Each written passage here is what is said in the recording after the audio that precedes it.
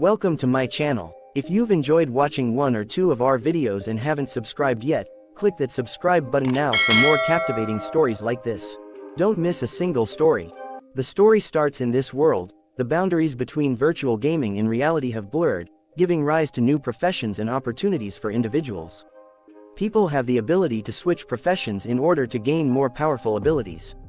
The world is filled with countless ruins, dungeons, and mysterious realms.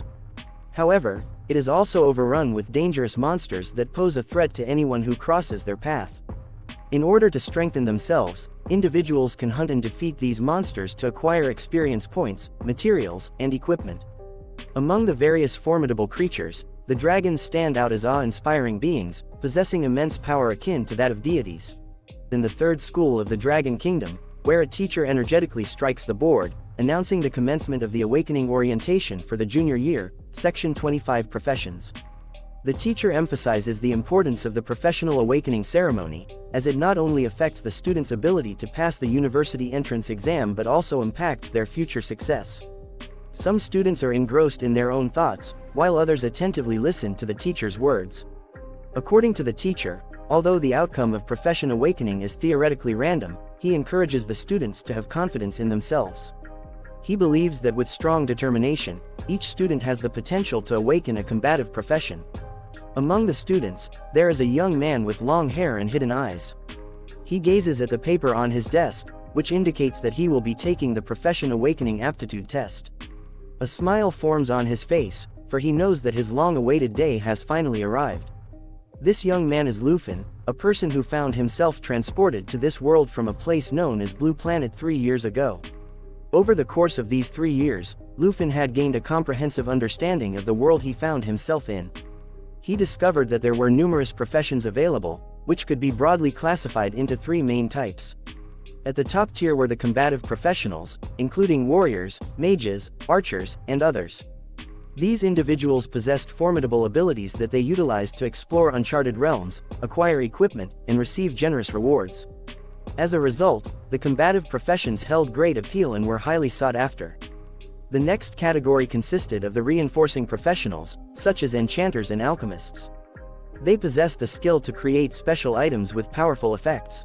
However, due to the significant expenses involved in purchasing materials, they often relied on the support of affluent families to nurture their talents. At the bottom of the professional hierarchy were the subsistence professions, such as chefs, herbalists, miners, and the like. These occupations provided a livelihood for the majority of ordinary individuals who worked diligently to make ends meet. Lufin's aunt, Han Kei, for example, was a chef who tirelessly ran a small steamed bun shop to support Lufin's education, despite being only 8 years older than him. Her selfless dedication inspired him to strive for a better life and survival in this world. Lufin made a firm decision that in order to thrive and provide a better future for his aunt, he must awaken as a combative professional. Just as he reached this determination, the teacher's phone suddenly rang, interrupting the class. The teacher hastily announced that the awakening platform had been built, signifying that the awakening ceremony was about to commence. Excitement surged through the classroom as the students realized that their moment to shine had finally arrived. While everyone hurried towards the awakening platform, Lufin remained seated in the corner. The teacher approached him, concerned about his apparent lack of urgency. Given that Lufin was the top student in their section, the teacher assured him that there was no need to be anxious. However, the reason for Lufin's demeanor was entirely different. Suddenly, Lufin had awakened a system that congratulated him and revealed that he had obtained the Super Treasure Map system, which had finally been activated. Confused by the sudden turn of events, Lufin struggled to comprehend what was happening. In the midst of his confusion, the teacher slammed the desk, startling Lufin and causing the system to disappear. Observing the teacher's worry, Lufin quickly reassured him and sprinted towards the awakening platform. As he descended the stairs, he realized that it was about time for a transmigrator like himself to acquire a system. However, due to the teacher's interruption, he hadn't been able to grasp the purpose or function of his newly awakened system. Deciding to ponder it later, Lufin prioritized the upcoming awakening ceremony, considering it more important in the present moment. Upon reaching the awakening platform, the students were captivated by the crystal at its center, which played a crucial role in the ceremony. Nervousness filled the air, but the teacher instructed them to maintain silence. Amidst the bustling crowd of students, Lufin overheard someone expressing their hopes of awakening a hidden combative profession, envisioning themselves becoming a powerful figure admired by millions. However, another friend of Lufin's reminded him to snap out of such dreams, as hidden combative professions were incredibly rare throughout the entire school. Instead, they suggested that being content with a subsistence profession and offering prayers to their ancestors would bring them happiness. The Grand Master ascended the podium, announcing to the students that the awakening ceremony was about to commence. He gestured towards a priest who would oversee this year's ceremony. The students were taken aback by the priest's commanding aura, yearning to attain such a level of power themselves. Lufin, too, was astonished by the overwhelming presence of the combative professional, as it surpassed anything he had witnessed before. Suddenly, Lufin's system displayed a notification, indicating that he had acquired a new skill, the Eye of Appraisal. Intrigued, he clicked on the icon and directed his attention towards the priest. Through the Eye of Appraisal, he discovered that the priest was a level 29 professional with the ability to perform professional awakening. Additionally, the priest possessed a net worth of 5 million dragon coins. Lufin was deeply shaken upon realizing the vast wealth associated with the priest. However, the headmaster's shout abruptly silenced the students, signaling that the awakening ceremony had already begun. He instructed them to approach the stage when their names were called. Amidst the proceedings, Lufin couldn't help but contemplate the fact that even if his aunt sold buns for their entire lives, they would never accumulate as much wealth as the priest possessed. As the headmaster began calling out the names of the students one by one, the first to be called was Zhang Dao, the top student in their section. Lufin wondered if Zhang Dao would awaken as a combative professional.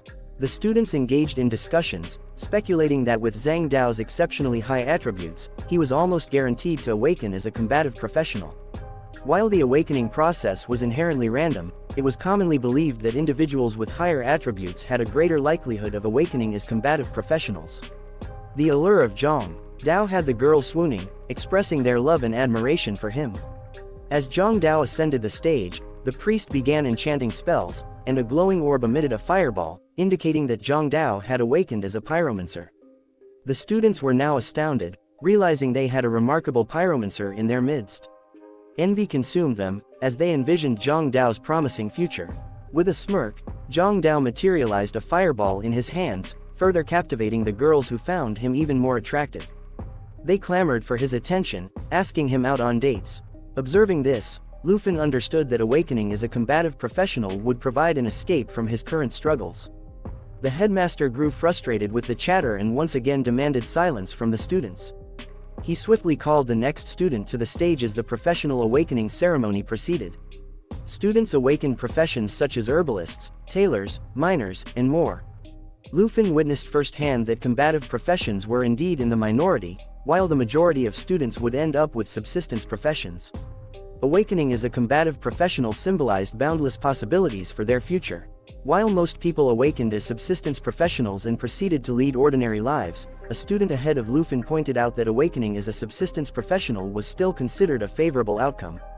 They mentioned Liling from Section 3, whose family was already struggling, and now she had awakened as a reinforcing professional, requiring substantial financial resources to practice her craft.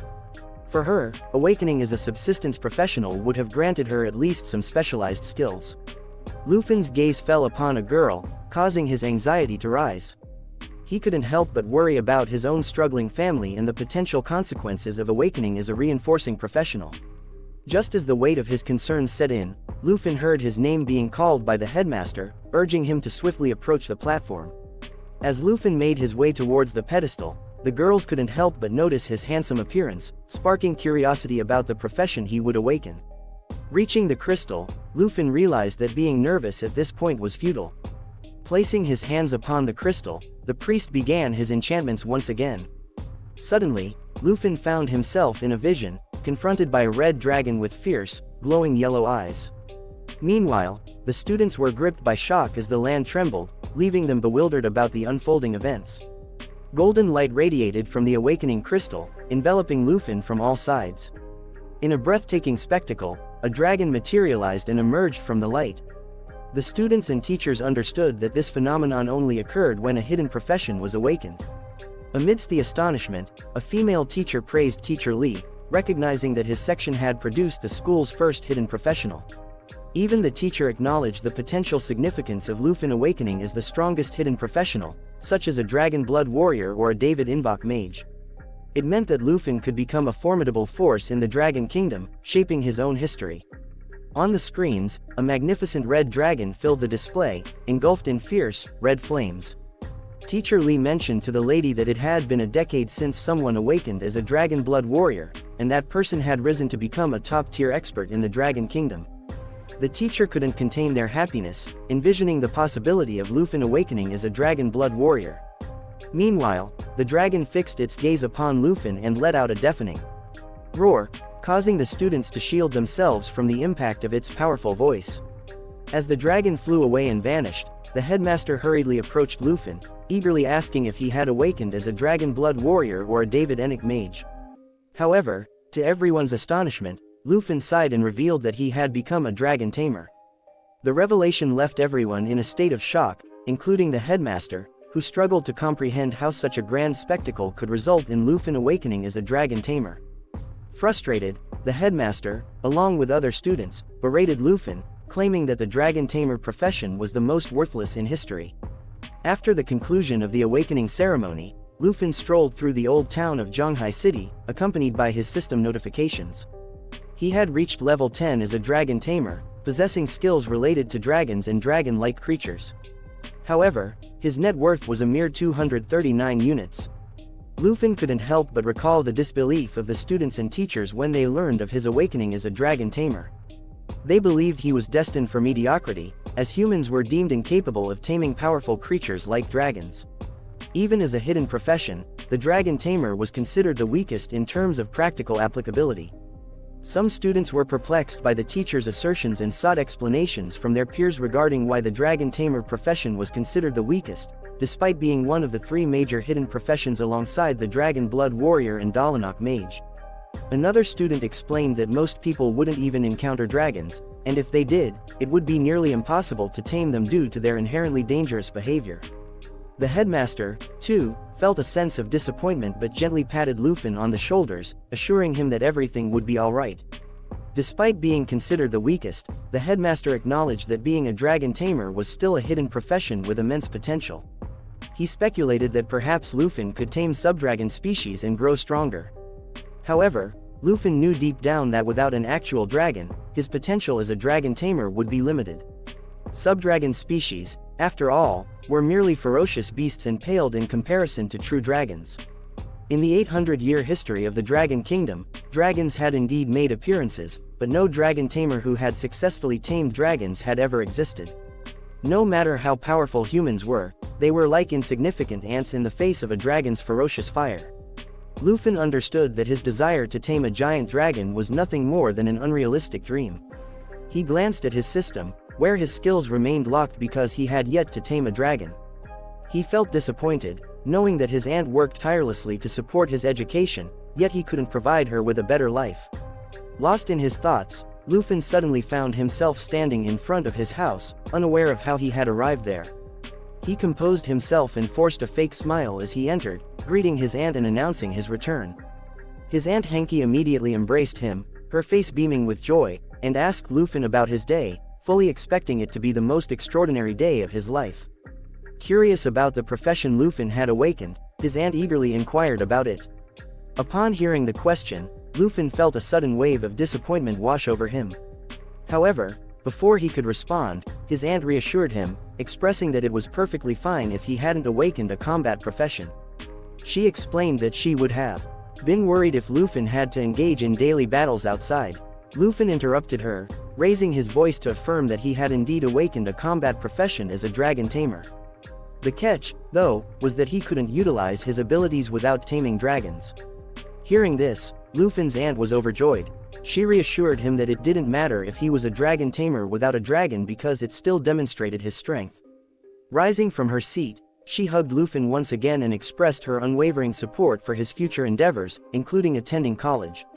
She even offered him the option to join her in running the steamed bun shop if he didn't wish to pursue higher education. Lufin was delighted by the offer and looked at his aunt through tear-filled eyes. However, His aunt encouraged him not to dwell too much on the matter and reminded him that dinner was getting cold. Lufin finally turned his attention to the array of dishes his aunt had prepared, realizing that he couldn't finish them all alone.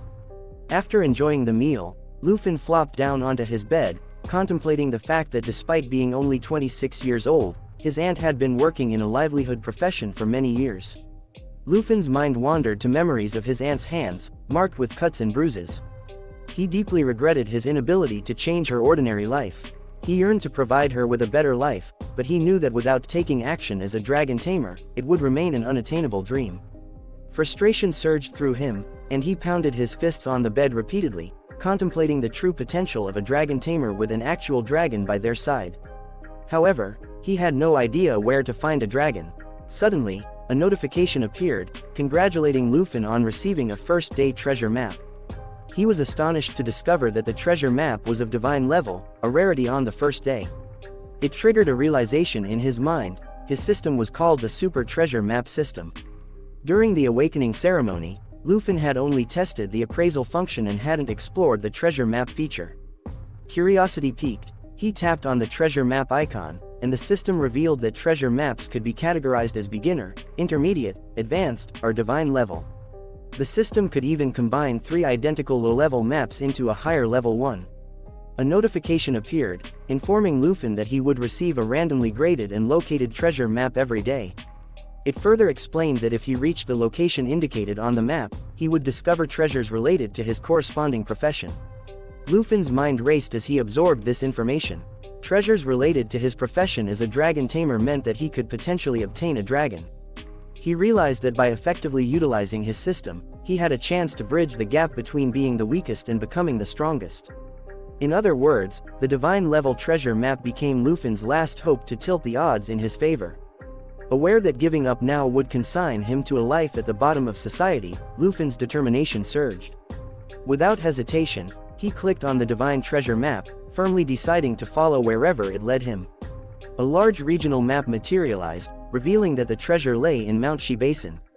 Lufin knew that Shi Basin was not too far from Zhonghai City, and if he caught the last suburban bus at night, he could arrive there early in the morning. As time passed and the early morning arrived, Lufin's aunt, still yawning and dressed in her nightwear, switched on the light to find a note placed on the dining table. She searched for Lufin in his room but found it empty. Meanwhile, the scene shifted to a bus traversing through the vast mountains. Lufin's aunt began reading the letter, discovering that Lufin had gone to Mount Shi Basin to pursue an opportunity that could potentially change the destiny of a dragon tamer. He reassured his aunt not to worry, promising to return soon. As the bus arrived at the train station, Lufin disembarked, unaware of the suspicious individuals lurking behind him.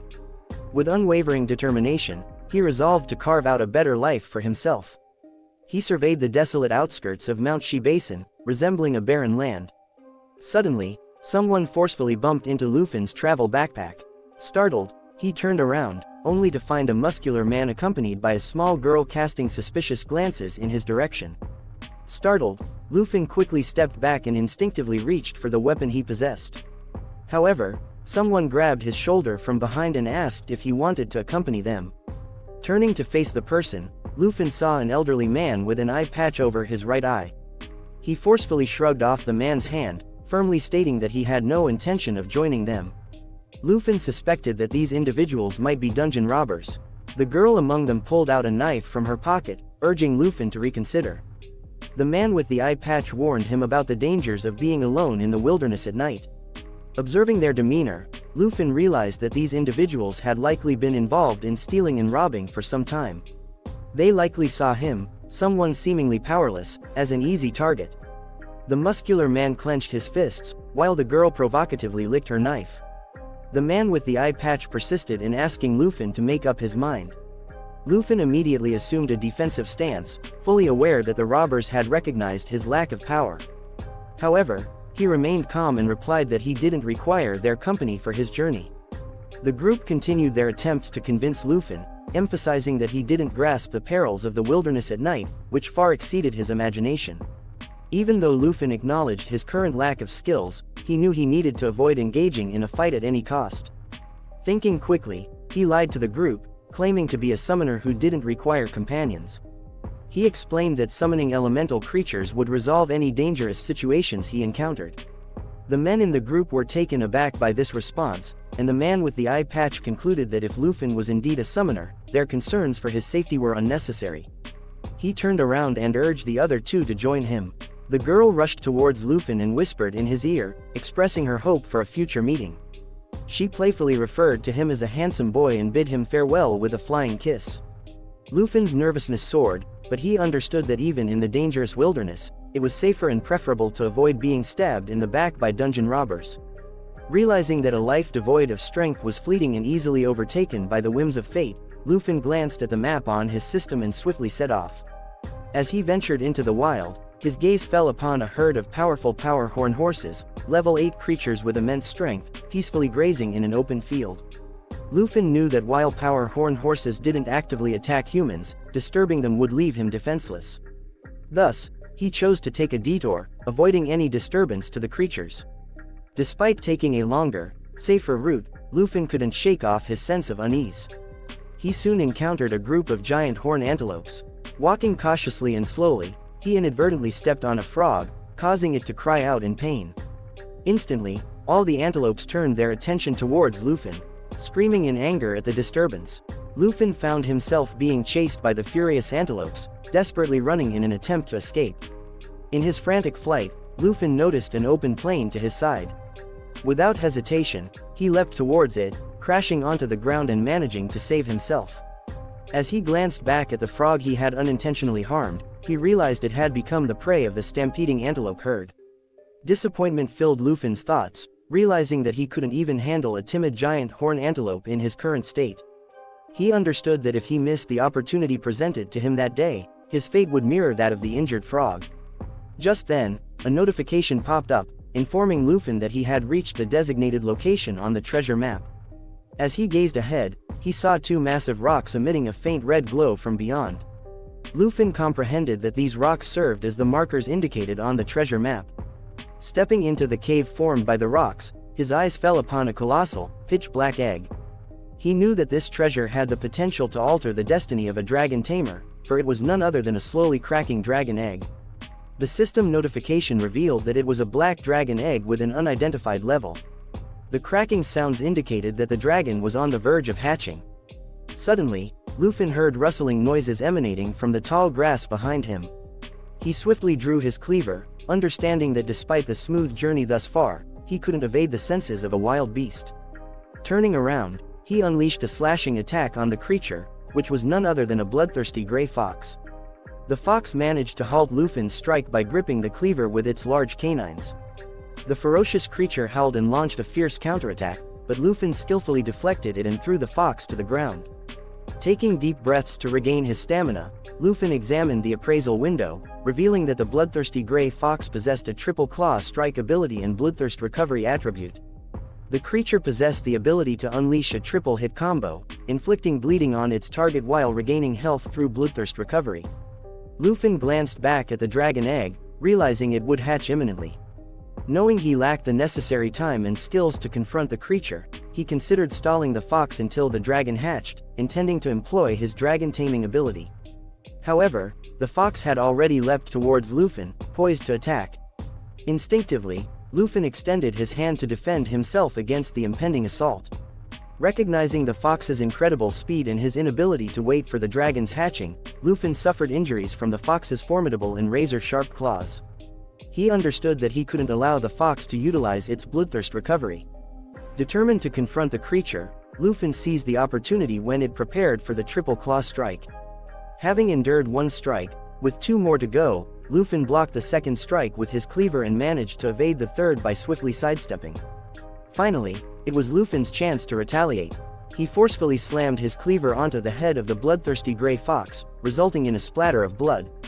Lufin retrieved his weapon from the creature's head, and a notification appeared, confirming his victory over the bloodthirsty gray fox and rewarding him with 120 experience points. Exhausted yet composed, Lufin found solace in having vanquished the monster. However, his relief was short-lived as three shadows materialized behind him, laughing boisterously and commending Lufin for overpowering the beast. They were none other than the group of robbers, expressing their admiration for his impressive feat. Assuming a defensive posture once again, Lufin firmly requested the group to cease their pursuit, reiterating that he had already made it clear he would not join them. The girl among them burst into laughter, taunting Lufin about his unnecessary nervousness. She was aware that Lufin had deceived their group. The man with the eye patch reminded Lufin of his claim to be a summoner, yet he had not displayed any summoning skills and had been injured by a creature of this caliber. Lufin found himself in a dilemma, realizing that the group of robbers had seen through his facade entirely. In response, he swiftly kicked the lifeless body of the fox monster towards them, suggesting they take the fox fur if they desired it and cease bothering him. However, upon the creature's motionless form crashing at their feet, the man with the eye patch laughed, remarking that Lufin was quite interesting. He picked up the fox fur, informing Lufin that it was only worth 80 dragon coins. Yet, their purpose for being there extended beyond such a minuscule amount. They were also after the divine treasure. Lufin immediately grasped that the group had observed him searching for the dragon egg. However, before he could react, the muscular man and the woman dashed towards him with hostile intentions. With a forceful blow, the muscular man delivered a powerful punch, sending Lufin crashing to the ground, his cleaver soaring through the air. Lufin landed with great impact several meters away from the robbers. As he opened his eyes, he found the woman pinning him down, a knife poised at his throat, warning him not to make any sudden movements unless he wanted to be cut. The man with the eye patch informed Lufin that he had underestimated the dungeon robber's keen sense for treasure. Seizing the opportunity, the muscular man hurried towards the dragon egg, urging the others to witness his discovery. Lufin witnessed his plan unraveling before his eyes. As the man with the eye patch reveled in obtaining the treasure, he ordered the girl to kill Lufin.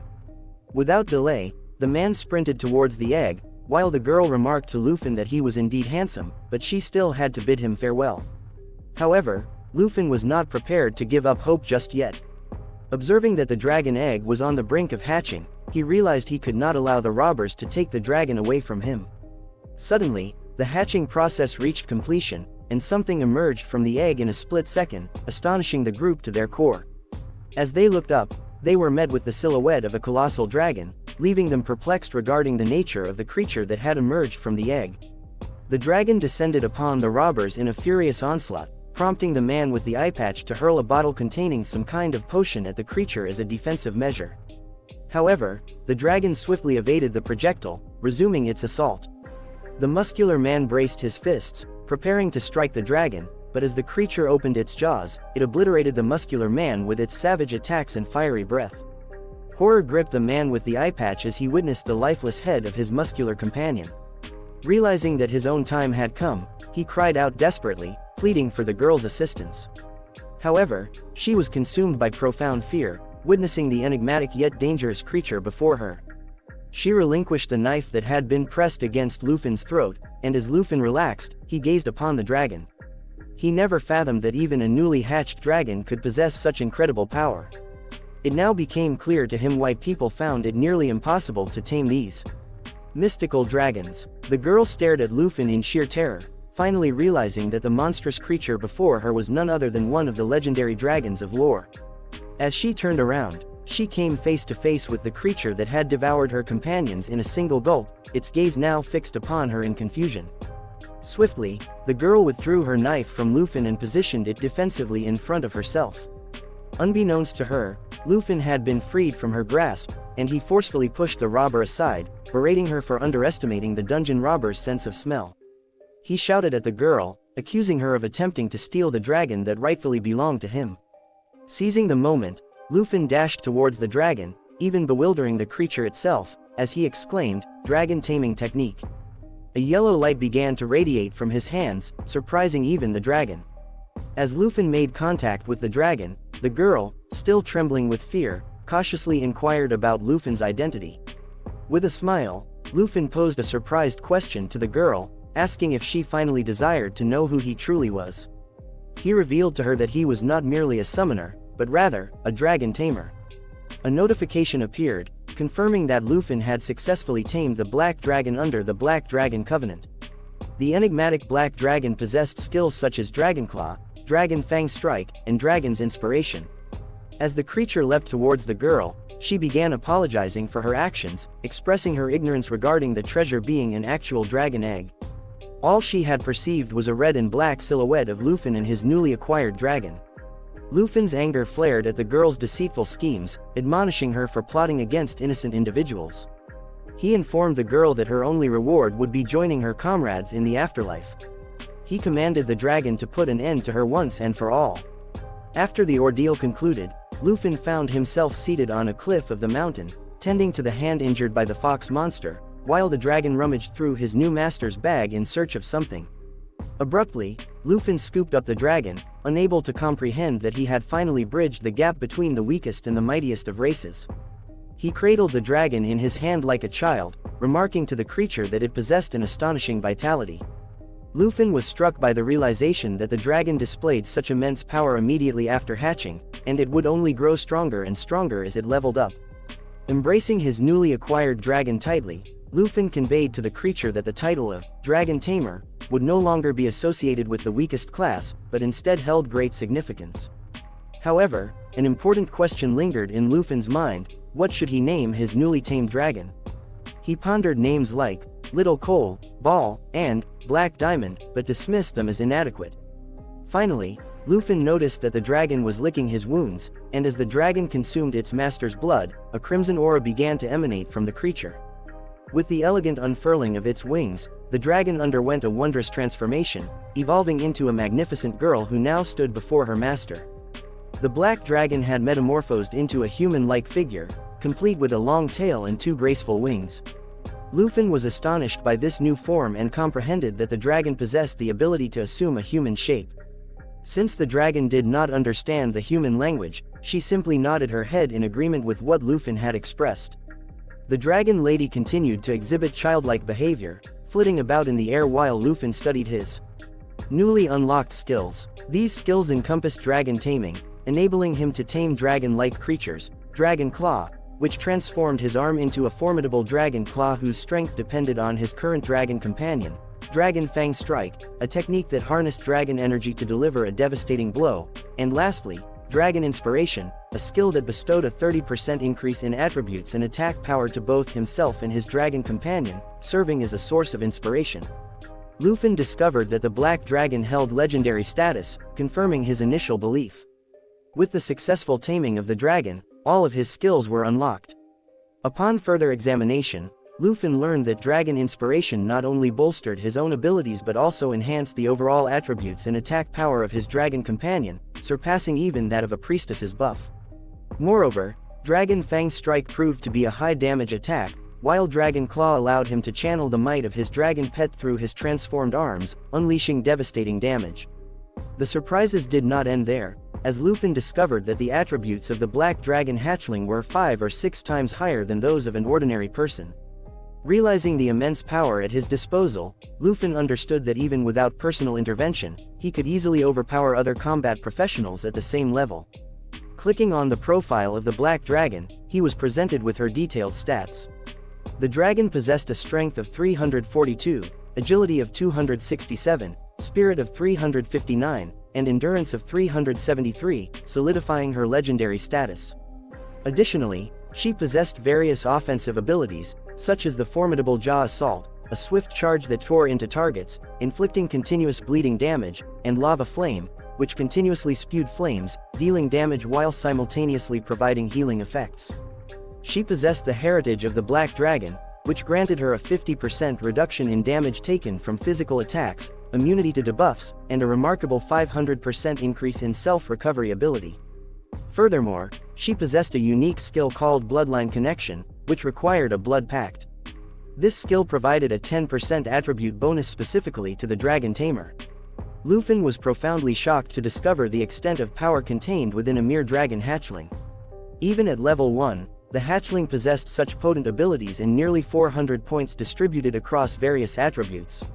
Even a skilled human expert who was 20 levels higher than Lufin would stand no chance against him now, and he no longer needed to concern himself with ordinary humans.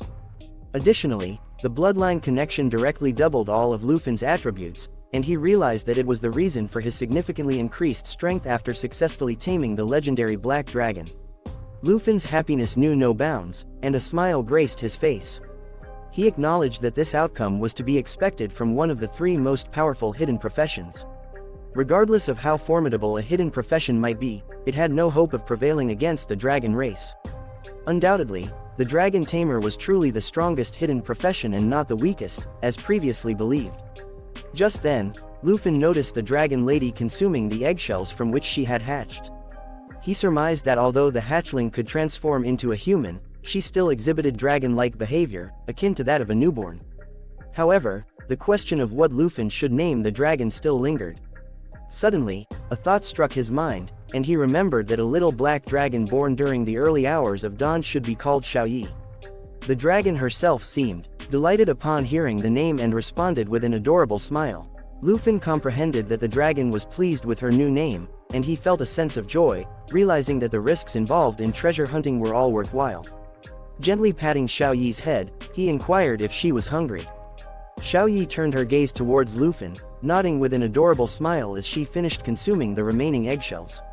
Lufin informed her that it was time to venture out and hunt some monsters to satisfy their hunger, as he considered returning home without a full belly unacceptable. While contemplating this, Lufin also recognized that the upcoming trial, which determined his eligibility for entry into the prestigious Southern Province's Top Scholar Award and the Dragon Kingdom's highest educational institution, was imminent. He realized that many students must be striving to enhance their qualifications by seeking opportunities beyond the confines of the province. The opportunity he had longed for was now within his grasp. However, Lufin understood that he could not underestimate the entrance exam, even in light of recent events. Prioritizing leveling up and mastering skills remained crucial for both himself and Xiaoyi. With a smile adorning his face, Lufin began to run, and Xiaoyi followed suit, wearing a smile of her own. Lufin informed Xiaoyi that they were embarking on a journey deep into the Mount Shi Basin, as he knew there were monsters residing there that were even more delectable than eggshells for a dragon's palate. As they made their way forward, Lufin and Xiaoyi suddenly heard noises, alerting them to the presence of a group of creatures rapidly approaching them. Lufin swiftly activated his system, which provided him with information about the PL's hyena.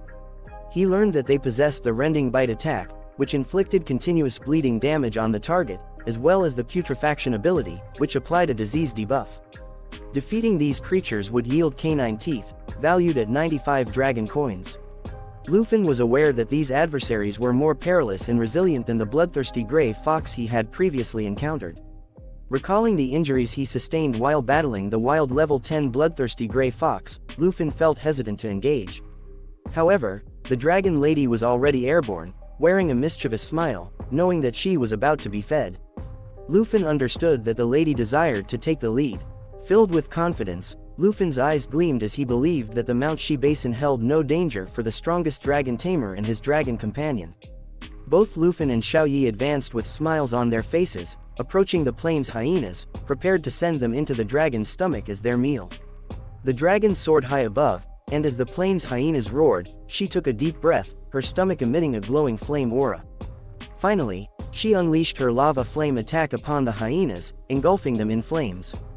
As the creatures burned, Lufin and the black dragon gained experience points. Xiaoyi continued to employ her lava flame attack, while Lufin closely monitored the system, witnessing their levels increase. Lufin reached level 11, and the black dragon advanced to level 3. With a smile, Lufin instructed Xiaoyi not to waste time on the smaller foes. Both Lufin and Xiaoyi directed their attention towards a den within the mountain. Lufin informed Xiaoyi that a formidable opponent had been eagerly awaiting their arrival for a considerable time. 3 sets of eyes emitted an intense, piercing gaze towards Lufin and his dragon, and finally, the creature emerged from hiding, a menacing monster with 3 heads, clearly exuding a deadly intent. The formidable adversary revealed itself to be none other than the 3-headed blood lion, a lion-like creature at level 25. This creature possessed multiple attacks, including the rumbling roar, which bolstered its defense and attack power, trample, capable of inflicting significant damage within its target range, and triple flame, which unleashed 3 instances of fiery area damage. Defeating the Blood Lion would grant the player 23,790 experience points and yield materials such as the Blood Lion's tooth and Blood Lion's skin. Lufin was aware that facing a level 25 elite boss typically required a formidable team of monster hunters. However, as a Dragon Tamer, he possessed newfound confidence and believed he could overcome any challenge. He commanded Xiaoyi to engage in battle with the 3-headed lion. As Lufin and Xiaoyi pressed forward, the lion unleashed a roar, enhancing its defense and attack power for a limited duration. Subsequently, it began charging a devastating attack known as the Triple Flame. Lufin understood that this attack required a charging time, and while running, he instructed Xiaoyi to cooperate with him in order to interrupt the lion's skill. Xiaoyi's body became engulfed in flames, and Lufin readied his cleaver. Both Lufin and Xiaoyi lunged towards the three-headed lion. In a breathtaking transformation, the black dragon assumed her original form and employed the powerful jaw assault, biting down on the creature's face while gripping the other two heads with her sharp claws. The system notified Lufin of the successful interruption of the Triple Flame attack. He praised his dragon for her excellent work and launched his own strike with the cleaver, utilizing the Dragon Fang strike technique, which unleashed a potent strike empowered by the dragon aura and his current weapon. With this final blow, the creature collapsed lifeless on the ground, prompting both Lufin and the dragon to retreat to their original positions. The dragon reverted to her human form once again, surprising Lufin with the realization that the elite monsters had significantly aided his rapid leveling. Lufin had now reached level 14, while the dragon had advanced to level 9. Suddenly, a system notification appeared, informing Lufin that the treasure map system had been triggered and a new treasure map for the day had been sent to him. A faint smile graced Lufin's face as he pondered the exclusive item for Dragon Tamers that this treasure might lead to.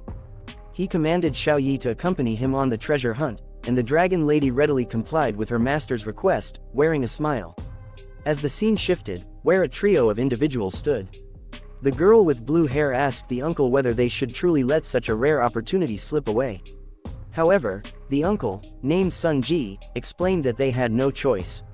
We learned that Sun Ji was a warrior, and he informed the lady that the fortuitous realm required a minimum of 5 people to activate, but they lacked sufficient numbers. He proposed sending Miss Kai back to Zhonghai City to gather more people. However, another lady, who turned out to be the Miss Kai the uncle mentioned, interrupted him. She was a rogue and expressed doubt that his plan would succeed, stating that even with her agility, a round trip would take an entire day. The girl with blue hair was introduced as Qin Q, but her profession remained unknown to us at that moment. She informed everyone that the fortuitous realms appeared randomly and offered higher rewards compared to regular dungeons. However, the challenge was that these realms existed for only 24 hours, and the uncle's plan couldn't be completed in time before the dungeon closed. Sun Ji consulted with Qin, assuring her that she didn't need to worry about gains and losses like the secret realms. Depending on her strength, as long as she entered the top 10 universities, they would provide her with secret realms. However, Qin still felt a sense of sadness and expressed to the uncle her disappointment that they were so close to the secret realm but were lacking one member. Suddenly, Sun Ji and the rogue girl heard something, causing them to immediately turn around, ready to attack. To their surprise, they saw Lufin, who reassured them not to be nervous as he was merely passing through the mountain. The uncle was deeply shocked to encounter such a young boy deep within Mount Shi Basin. He advised Lufin that the place was not meant for material hunting and suggested he should go back. However, Qin quickly intervened, interrupting the uncle's speech, and introduced herself as part of the Qin family in Zhongyi City. She expressed that, although it might be abrupt, she asked Lufin if he would like to temporarily team up with their group. The girl attempted to entice Lufin by suggesting that he wouldn't have to do anything except join their group and enter the secret realm of chance. She informed him that once they completed their task, Lufin would be rewarded with 100,000 dragon coins. Upon hearing the prize, Lufin halted in his tracks and began contemplating the offer. He realized that if even the Qin family, known as the wealthiest family in Zhonghai City, sought the secret realm of chance, the final reward must be exceedingly rare. While the girl continued speaking, she assured Lufin that they only needed his help in gathering the required number of people for the secret realm, and he wouldn't have to exert any additional effort to receive his 100,000 dragon coins. As the scene shifted, we observed that the group previously consisted of 3 individuals but had now recruited a paladin. However, they were still 1 member short. The uncle led the way toward a massive purplish portal that led to the secret realm, urging Lufin to follow quickly if he desired the reward. He emphasized that such a rare opportunity wouldn't casually come his way again. Lufin smiled at the offer and addressed everyone, expressing his limited interest in money. However, he stated that he was willing to help if the group could cooperate and adhere to the rules of fair distribution. The uncle and the 2 ladies were astonished to hear these words coming from a young boy. The rogue lady immediately understood that Lufin intended to distribute the rewards in the secret realm based on their individual strengths. Hearing this, Lufin confirmed that his intention was indeed to ensure fairness in the distribution of rewards. Upon hearing Lufin's proposal for fair cooperation, Qin became lost in thought. She observed that the average level of the entire group was around 20, and Lufin appeared to be weaker than all of them. She couldn't quite comprehend whether he was genuinely confident in his skills or simply an arrogant individual. Nevertheless, the group was in desperate need of one more member to enter the secret realm of chance. Qin smiled, extending her hand towards Lufin, and suggested that since he was willing to cooperate, they should form a cooperative team. She assured him that the promised reward of 100,000 dragon coins would still be his, as a gesture of sincerity from the group. Lufin returned the smile, shaking Qin's hand, and agreed to the deal. After finalizing the arrangement, Qin became happy and excited. She urged everyone to move as quickly as possible. However, Lufin had something else on his mind. He believed that revealing the identity of his legendary dragon, the strangers in the wilderness, would only bring trouble. Therefore, he decided to summon the Dragon Lady after obtaining the reward from the secret realm of chance. Although he felt sorry for the dragon, he believed it was the best course of action. Finally, Lufin entered the portal behind everyone else and arrived at the secret realm of chance. As soon as he set foot inside, he was greeted by a dark and desolate landscape, filled with lifeless trees and a dense purple fog enveloping the surroundings. A system notification appeared, informing Lufin that he had entered the secret realm of chance and was now standing in the Morning Village. This realm was designated as a level 20 area with a solid level of difficulty. It had a restriction that only groups of at least 5 people could enter. As they observed the eerie atmosphere surrounding them, Qin remarked that the village was unusually quiet, with only their own voices audible. The assassin lady carefully analyzed the environment and noted the heavy air and the absence of signs of life within the surrounding fog. Meanwhile, Sun Ji expressed concern for Lufin, cautioning him to be careful since he was unarmed and lacked equipment. Lufin smiled and raised his hand, causing a flaming aura to envelop him. Suddenly, a large black machete adorned with dragon scales materialized in his hands. A system notification revealed that it was an epic quality weapon with no level requirement for its use. It could only be wielded by Dragon Tamers and Dragon Blood Warriors. Additionally, the weapon possessed a skill that granted the user the Dragon Blood Armor, which partially transformed the user into a dragon and increased the power of the dragon transformation. It also provided a 65-point increase in strength and a 30-point increase in stamina.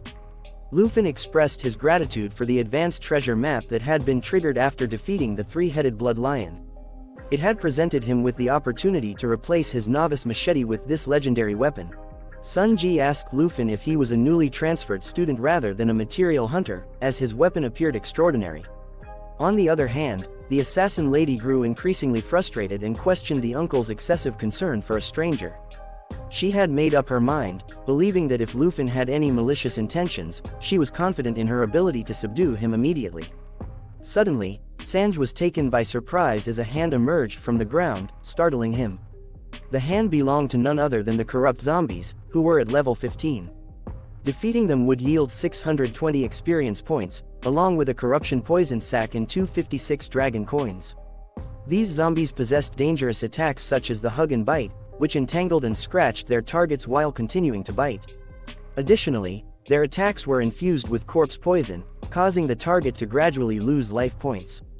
Those who perished under the effect of the corpse poison would themselves transform into corrupt zombies. Qin warned the uncle to be cautious as a horde of corrupt zombies emerged from the ground, ready to attack and infect the group with their deadly poison. However, the paladin swiftly positioned himself in front, using his shield to block the incoming attacks from each and every corrupt zombie. A status window appeared, revealing that his name was Jia, a level 20 knight with a fighting profession. The uncle stepped back and stood beside the assassin lady, commending Jia for his immediate assistance and counterattacks.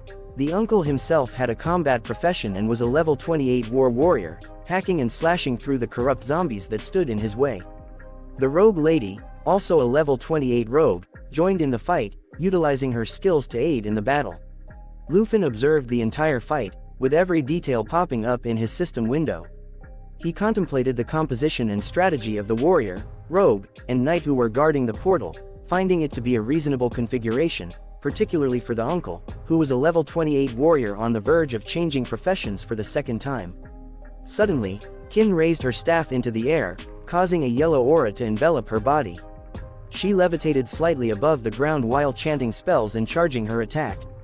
Finally, she unleashed her Holy Light Star Rain, a powerful attack that gathered energy and sent out a cascade of starlight raining down upon the enemies. This attack dealt holy damage to the zombies within its range while also healing the allied targets by the amount of damage inflicted upon the zombies. Everyone witnessed multiple meteorite-like attacks. Meanwhile, all the zombies fell prey to Qin's devastating area of effect attack, leaving no trace of their existence. Qin smiled as she informed Lufin that this was her profession. It was revealed that Qin possessed the hidden profession of the Holy Light Mage, which allowed her to combine attack and healing abilities. Although her attack damage might be lower than that of a mage, and her healing might not match that of a priest, she could perform both roles simultaneously, providing valuable benefits to the team. A notification appeared, revealing that Qin was a white-level hidden professional, the Holy Light Mage. Even Lufin was surprised to realize that he had encountered another hidden professional within such a short span of time. He complimented the effectiveness of Qin's holy damage against the zombies. However, the silence was short-lived as everyone felt an earthquake beneath their feet, forcing them to quickly regain their balance. Amidst the commotion, Lufin became aware that the disturbance had alerted some elite monsters, who were now advancing toward the group. Judging by the sound of their footsteps, Lufin deduced that they were a considerable number. Suddenly, a blood-red hand emerged from the ground, and a system notification informed Lufin that they were level 20 blood zombies. Defeating these zombies would yield 840 experience points, along with a blood corpse poison sac and 90 dragon coins. The zombies possessed a blood-sucking bite that inflicted damage on the target while simultaneously healing themselves. Additionally, their attacks were infused with corpse poison. They had a new attack called Blood Fury, which allowed them to enter a violent state, increasing their strength and agility by 40%. The blood zombies slowly emerged from the ground, driven by the desire to annihilate the living beings standing before them. Sunj grew alarmed as he observed the elite monsters approaching and instructed the rogue lady to protect Qin and Lufin. Meanwhile, he ordered Jia to accompany him, realizing that they couldn't allow these rotting abominations to break through the front line. Jia halted his ongoing fight and promptly followed Sunjay's command. Both of them prepared themselves for a fierce assault, ready to unleash their heavy attacks. Sunj utilized his full moon ability to strike a blood zombie, severing its hand from its undead body. Simultaneously, Jia thrust his sword towards the supposed location of the zombie's heart, aiming for a lethal blow, or so they thought. In an unexpected turn, Sunj and Jia found themselves in shock as they witnessed the zombies smiling, displaying no signs of damage from the attacks inflicted upon them. In a sudden turn of events, Jia witnessed the blood zombies absorbing both his and Sunjay's weapons into their bodies. The zombies grinned and laughed maniacally while growing in size, activating the corpse poison that infected the group and healed the zombies in the process. Jia struggled to comprehend how this was possible, and even Qin was shocked, explaining that the corpse poison required the clarity of a priest to be removed from the body, which she couldn't provide. This meant that she was unable to help anyone in this situation. Meanwhile, the growth of the zombies showed no signs of stopping, and they engulfed the knight's hand, inflicting him with increasing damage from the corpse poison every second. Jia, now desperate and in pain, cried out for help, urging everyone to come to his aid. He instructed Sunj to quickly release his weapon to avoid infection. Responding to Jia's plea, Sunj rushed towards the knight, hoping to save him. He ordered the rogue lady to defend the front line against the blood zombies while he attempted to free the knight from the muscular grip of the zombie. However, she was unable to assist them as she was preoccupied with fending off other zombies who were attempting to infect her as well. Suddenly, they heard Lufin's voice, urging Sunj and the knight to remain calm and allow the lady to continue fighting. It was then noticed that one of Lufin's eyes emitted a crimson-red glow, holding the epic machete in his hand, ready to slay all the monsters. Lufin assertively stated, "Allow me to take care of it." Despite Sunjay's concern that Lufin would be severely damaged if he didn't move away from the blood zombies, Lufin displayed intense determination.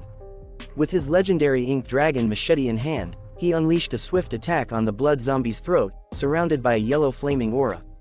The sight left everyone in utter shock, and the most astonished among them was Sunj, who could hardly believe that Lufin had managed to defeat the zombie. Meanwhile, Lufin returned Sunji his sword, wearing a smile on his face as he encouraged him not to back down and to keep moving forward.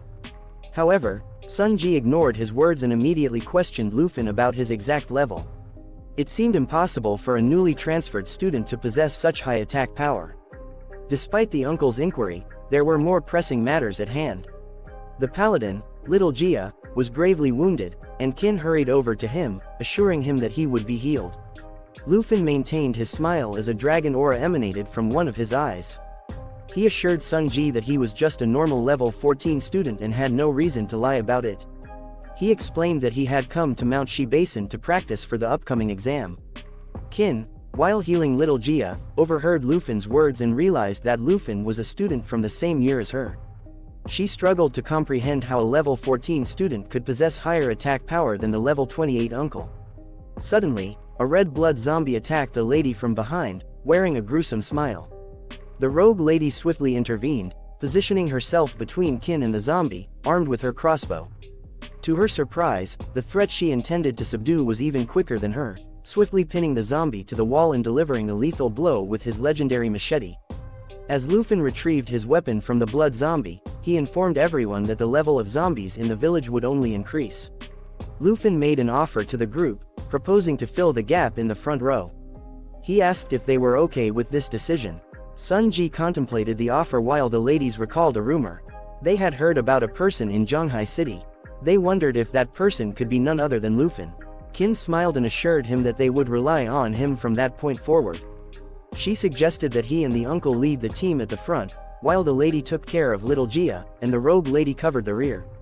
Qin even mentioned that the secret realm guardian should be in the village. Upon hearing this, Lufin revealed his name and took the lead, signaling for everyone to move quickly and venture deeper into the realm. The group was shocked to learn Lufin's true identity as the rumored hidden class, Dragon Tamer, who had recently awakened. They still struggled to understand how the supposedly weakest class could possess such strength. As the scene shifted, Lufin and the others found themselves at the center of the village, battling and defeating every blood zombie that crossed their path. As Lufin fought, he realized that Qin's profession couldn't remove the corpse poison, and the teleportation gate would only appear after they defeated the secret realm guardian. He understood the urgency of the situation. Little Jia's life was in danger within the secret realm, as the corpse poison spread and threatened to turn him into a zombie.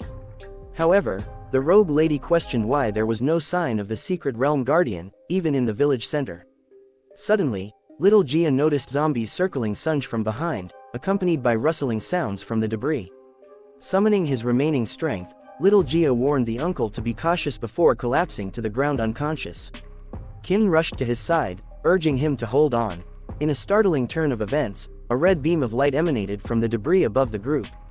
As they turned around, they were confronted by a massive iron-skinned zombie with multiple heads and a prominent red eye. It charged toward them with astonishing speed. They realized this iron-skinned zombie was a level 20 monster, rewarding 40 dragon coins upon defeat and yielding 3,720 experience points. It possessed the corpse poison attack and a simulation absorption ability that allowed it to absorb poison targets, increasing its maximum HP.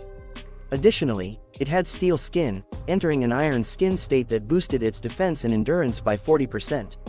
The rogue lady gasped, recognizing the iron skin zombie as the secret realm guardian. Lufin understood that Little Jia's worsening corpse poison had attracted the iron skin zombie. He urgently urged the group to defeat the zombie before it could assimilate and absorb the paladin. Sunj, upon hearing this, swiftly charged at the zombie, unleashing a moonlight slash, but the attack proved ineffective, failing to leave even a scratch. Realizing time was running out due to the rapid spread of the corpse poison, Lufin once again joined the fight, activating his dragon aura. He knew they couldn't afford to let the zombies attack slowly. Taking his black machete, he aimed for the iron-skinned zombie's main red eye, but his strike had no effect due to the creature's steel skin state, which further enhanced its defense and endurance. Lufin glanced at his ink dragon scale machete, realizing he needed 2 more swift strikes. Time was of the essence, as the zombie could absorb Little Jia at any moment. Suddenly, he noticed the dragon blood armor skill in his status window, which partially transformed the user into a dragon. Seizing the opportunity, Lufin shouted for Qin to use her holy spells in coordination with him. Completing his transformation, one of Lufin's hands morphed into a dragon hand. Qin, following his lead, began chanting her holy spells while holding her staff in the air. Lufin instructed the uncle to protect little Jia with the assistance of the rogue lady. With Lufin's transformation complete, he and Qin charged toward the iron-skinned zombie. Lufin leapt at the creature with all his might, while the Holy Light Mage unleashed her Holy Starlight Rain attack, aiming to deal massive damage and defeat the undead creature once and for all. The iron-skinned zombie boss charged at Lufin and the group with incredible speed, shouting its desire for fresh blood and flesh. Lufin leapt into the air, prepared to attack the resilient creature in mid-motion. However, to everyone's surprise, the monstrous iron-skinned zombie suddenly began to disintegrate, its skin falling away piece by piece. The observant rogue lady realized that the zombie was disintegrating as it increased its speed.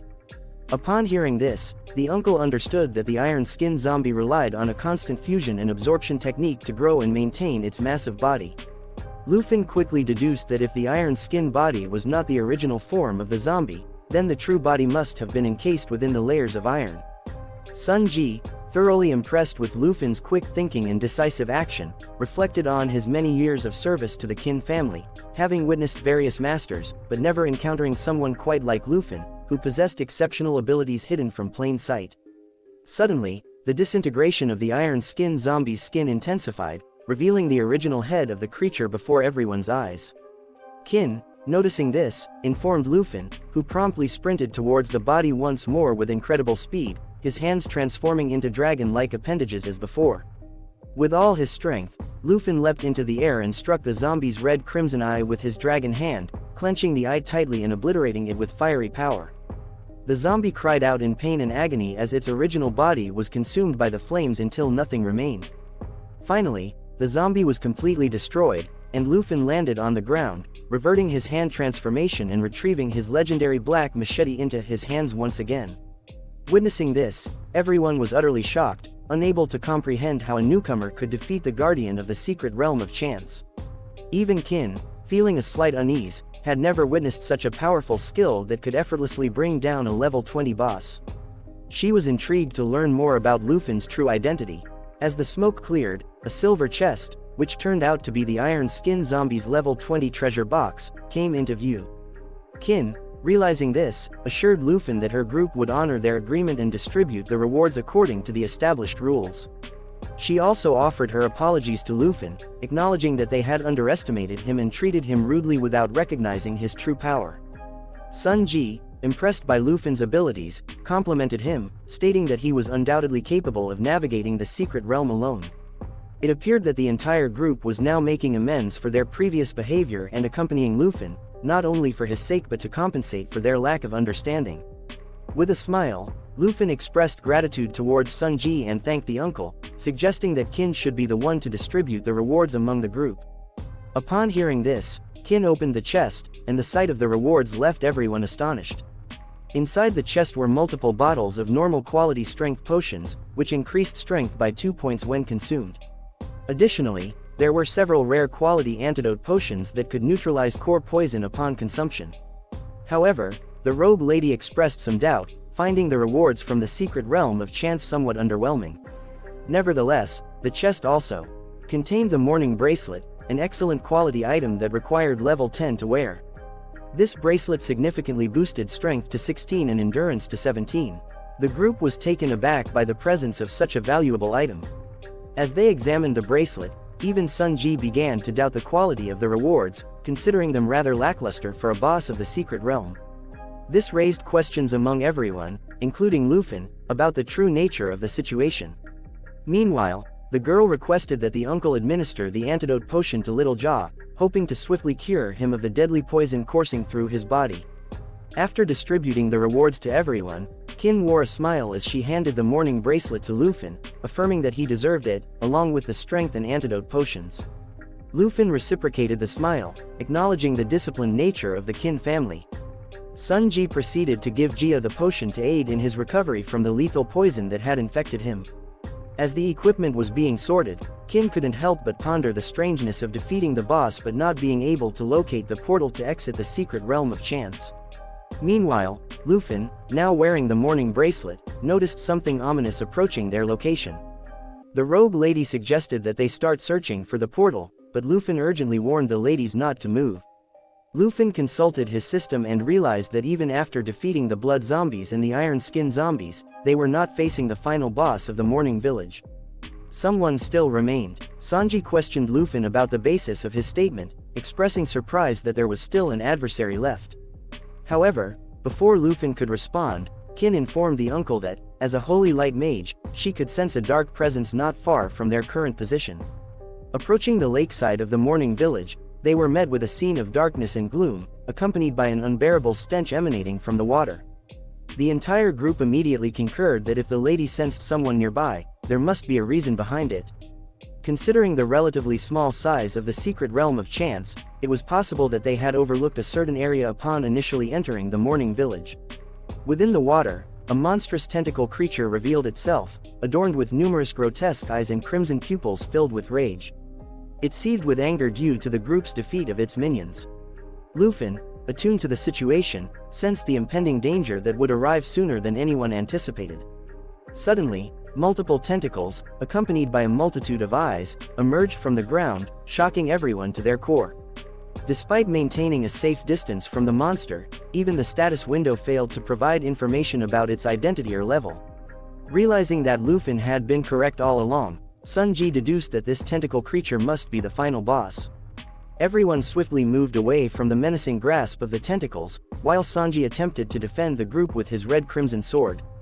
However, as the numerous tentacles attacked him, he was forcefully thrown several meters away, overwhelmed by the sheer strength and power of the monster's appendages.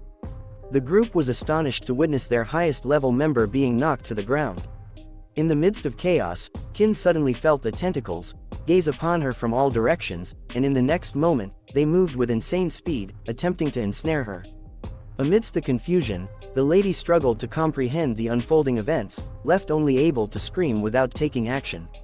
However, in a burst of agility, Lufin swiftly emerged like a blazing turret, catching the lady just in time, preventing the monster from getting hold of her. The lady couldn't help but blush uncontrollably upon witnessing this heroic act by Lufin. However, the tentacles continued their assault, throwing both Lufin and the lady to the ground.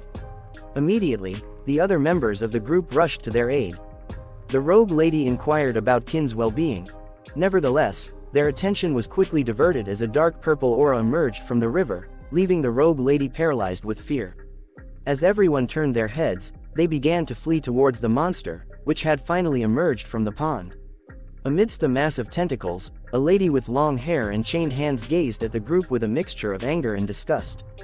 This lady was the Morning Corpse, the true boss of the secret realm, boasting level 25, a strength of 27, agility of 183, spirit of 150, and stamina of 266.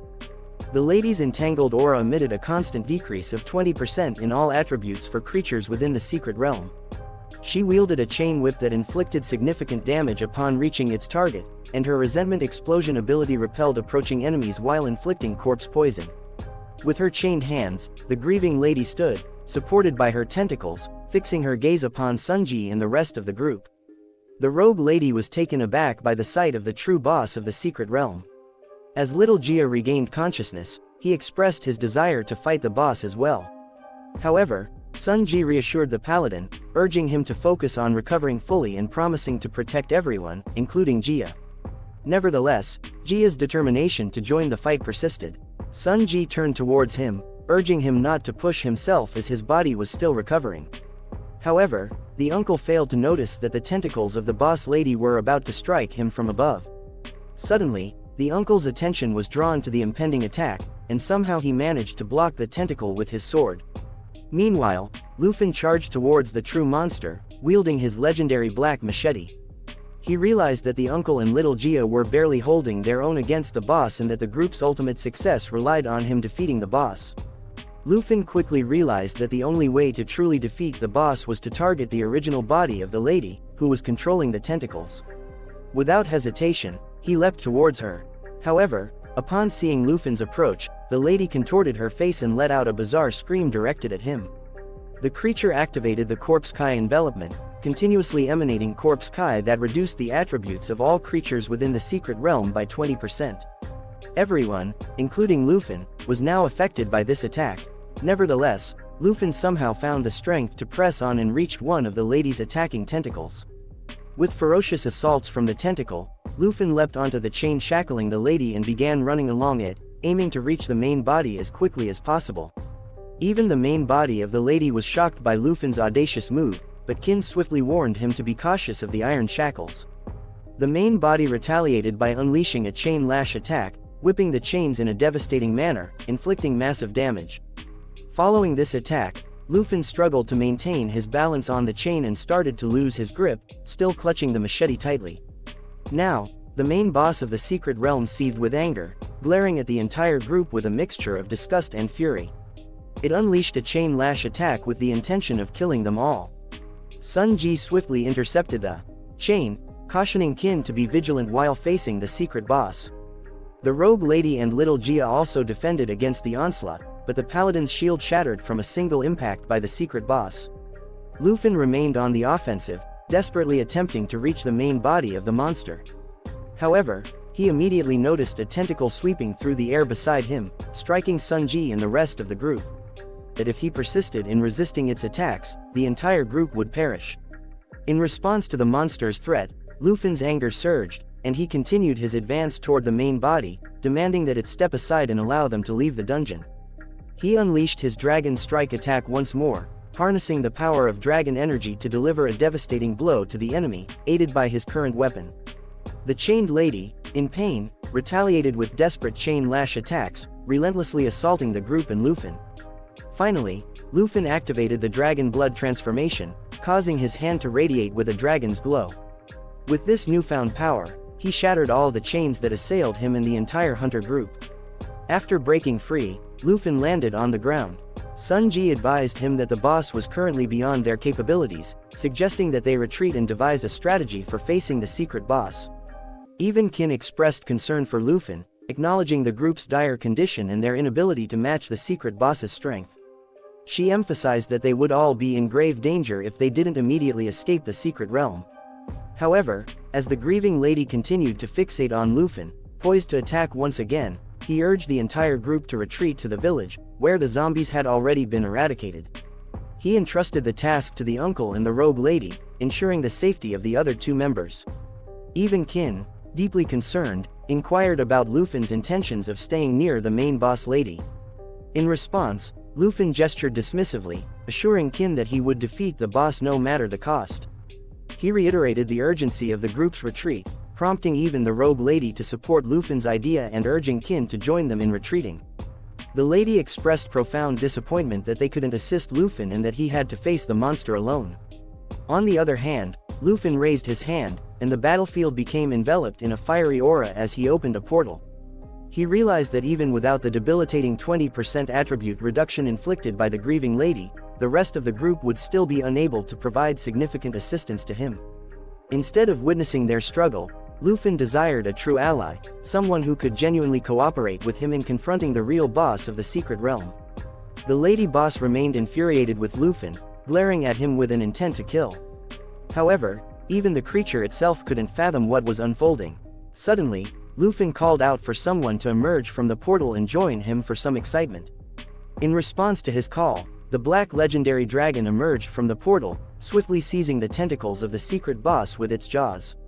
Everyone present was utterly shocked by this astonishing revelation of Lufin's secret, finding it difficult to believe that they were witnessing the presence of such a mighty dragon in the secret realm. We witnessed the dragon's immense growth, surpassing its previous size. As Lufin summoned the legendary dragon for the first time, it swiftly seized every tentacle with its razor-sharp claws and massive hands. Meanwhile, the group remained in a state of shock, observing the mysterious child summoning a colossal dragon into the secret realm. Although Lufin had initially planned to conceal the dragon's existence from the hunter group, there was no alternative but to reveal her presence in order to defeat the secret boss. The dragon obediently followed her master's commands, executing a devastating giant assault attack. With incredible speed, it lunged at the target, inflicting continuous bleeding damage through its powerful bite. As a result, the dragon shattered numerous tentacles of the main body, causing the zombie lady to scream in agonizing pain and unleash frantic attacks. However, the dragon showed no signs of relenting.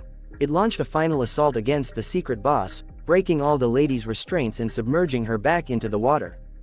Finally, the secret boss of the realm of chance was defeated. Sanji couldn't comprehend how Luffy managed to dismantle the enormous boss with just 2 strikes. The thought was truly terrifying to him. Even little Gia struggled to believe the sheer might of the dragon, witnessing it firsthand. The entire group, initially convinced that encountering the dragon spelled certain death, found themselves both shaken and terrified, yet also filled with a sense of awe. Even Qin realized that the person mentioned in the recent rumors she had heard about Zhang Hyam was indeed their very own Luffy, the supposedly worthless Dragon Tamer. Luffy affectionately stroked the dragon, expressing gratitude for her exceptional performance and praising her for a job well done. Suddenly, we were transported back 300 years in a flashback. In this distant past, a girl was born and raised within the protective confines of the church, shielded from external threats. Life was peaceful and filled with happiness until a devastating plague emerged, wreaking havoc on everything in its path. The situation grew increasingly dire, with bodies accumulating by the lake and more people succumbing to the illness before they could even be laid to rest. The girl, driven by an intense desire to save everyone, engaged in rigorous training. However, her efforts proved futile, leading her down a path that transformed her into a dark witch. As a result, she could no longer heal the ailing patients but could only summon spirits to allow the living to bid farewell to their loved ones who had passed away. The church followers vehemently opposed this practice, declaring the Dark Witch responsible for bringing about the plague in the first place. The very same church that once provided sanctuary to the girl now accused her of being the cause of the disaster. One fateful night, while the girl was summoning the souls of the departed, the soldiers, influenced by the biased opinions of the village elders, seized her and bound her tightly with iron chains. She struggled to comprehend why she was being treated in such a manner. Blinded by the false narrative propagated by the village elders, each villager sought to understand why the alleged witch intended to harm their community. Unbeknownst to them, the Dark Witch had only facilitated the opportunity for the villagers to bid their final farewells to their families, harboring a genuine desire to save everyone. Regardless, she was callously thrown into the lake and left to die, denied even the chance for the villagers to bid her farewell. As the scene shifted, we returned to the present, where Luffy was shown tenderly caressing the legendary Black Dragon. Meanwhile, Qin and the rest of the group were astonished to witness Luffy's ability to summon a dragon. Sung expressed his desire to leave the secret realm of chance immediately, but Luffy countered by explaining that if the portal had not yet appeared, it meant that the boss was still alive. It seemed premature to depart at that moment. Suddenly, bubbles began to surface on the lakeside, accompanied by a chilling voice that interrogated the group about their actions. A massive splash of water surged towards Luffy, and the monstrous lady resurfaced once again. It felt as though she was tormented and haunted by the past misdeeds of the villagers from 300 years ago. The entire group readied themselves for battle, preparing to unleash their attacks once more. Luffy positioned herself at the forefront, accompanied by the dragon, poised to tear the monster apart. However, the monster had grown even more formidable. This marked the second phase of the Morning Grudge Lady, now a level 25 boss with a difficulty level of Hard Nightmare. Her strength had increased to 386, while her agility reached 249. Her spirit stood at 435, and her endurance at 399. She retained her previous attacks, including Lamentation Impact, which unleashed a wave of resentment with a low chance of instantly killing the target. If instant death was not triggered, it inflicted significant damage and added effects such as corpse poison, bleeding, and stun. The monster also possessed Deep Water Prison, which created a watery prison to trap its target. Additionally, there was the Body of Resentment, immune to all physical damage, and the Will of Resentment, which awakened all the zombies within the secret realm. The rogue lady found herself in a state of shock as she witnessed the secret realm boss seamlessly transition to the next phase. Even the monstrous lady had regained the ability to speak coherently and boldly challenged everyone, warning them against any thoughts of escape. She launched multiple slimy water balls, capable of restraining those they struck. However, the dragon and Luffy managed to evade the attack due to their Black Dragon bloodline, which reduced damage received by 50% and granted immunity to debuff effects. The situation proved far more challenging for the rogue lady, as she fell victim to the restraining attack. Despite the group's efforts to destroy the cage, the attack proved immune to all physical damage. The rogue lady, feeling hopeless, apologized to Qin, believing it to be the end. In response, Qin nearly broke into tears, insisting that it was the rogue lady who deserved an apology. She had been the one who insisted on venturing into the secret realm, leading to their current predicament. Meanwhile, Lufin stood just behind the lady and questioned whether, after coming so far, she was truly willing to give up so easily. Qin countered by stating that only the rogue lady possessed magical abilities, but her level was not high enough to inflict significant damage on the boss monster. Sung added that the boss was impervious to all physical attacks, leaving them defenseless in the current situation. However, Sung wondered if Lufin also possessed any magical abilities. Just then, the monster lady unleashed the Lamentation Impact, which carried the immunity effect against instant death, corpse poison, bleeding, and stun. Yet, Lufin remained unfazed by these attacks due to the overwhelming power of her black dragon bloodline, rendering her immune to all debuff effects.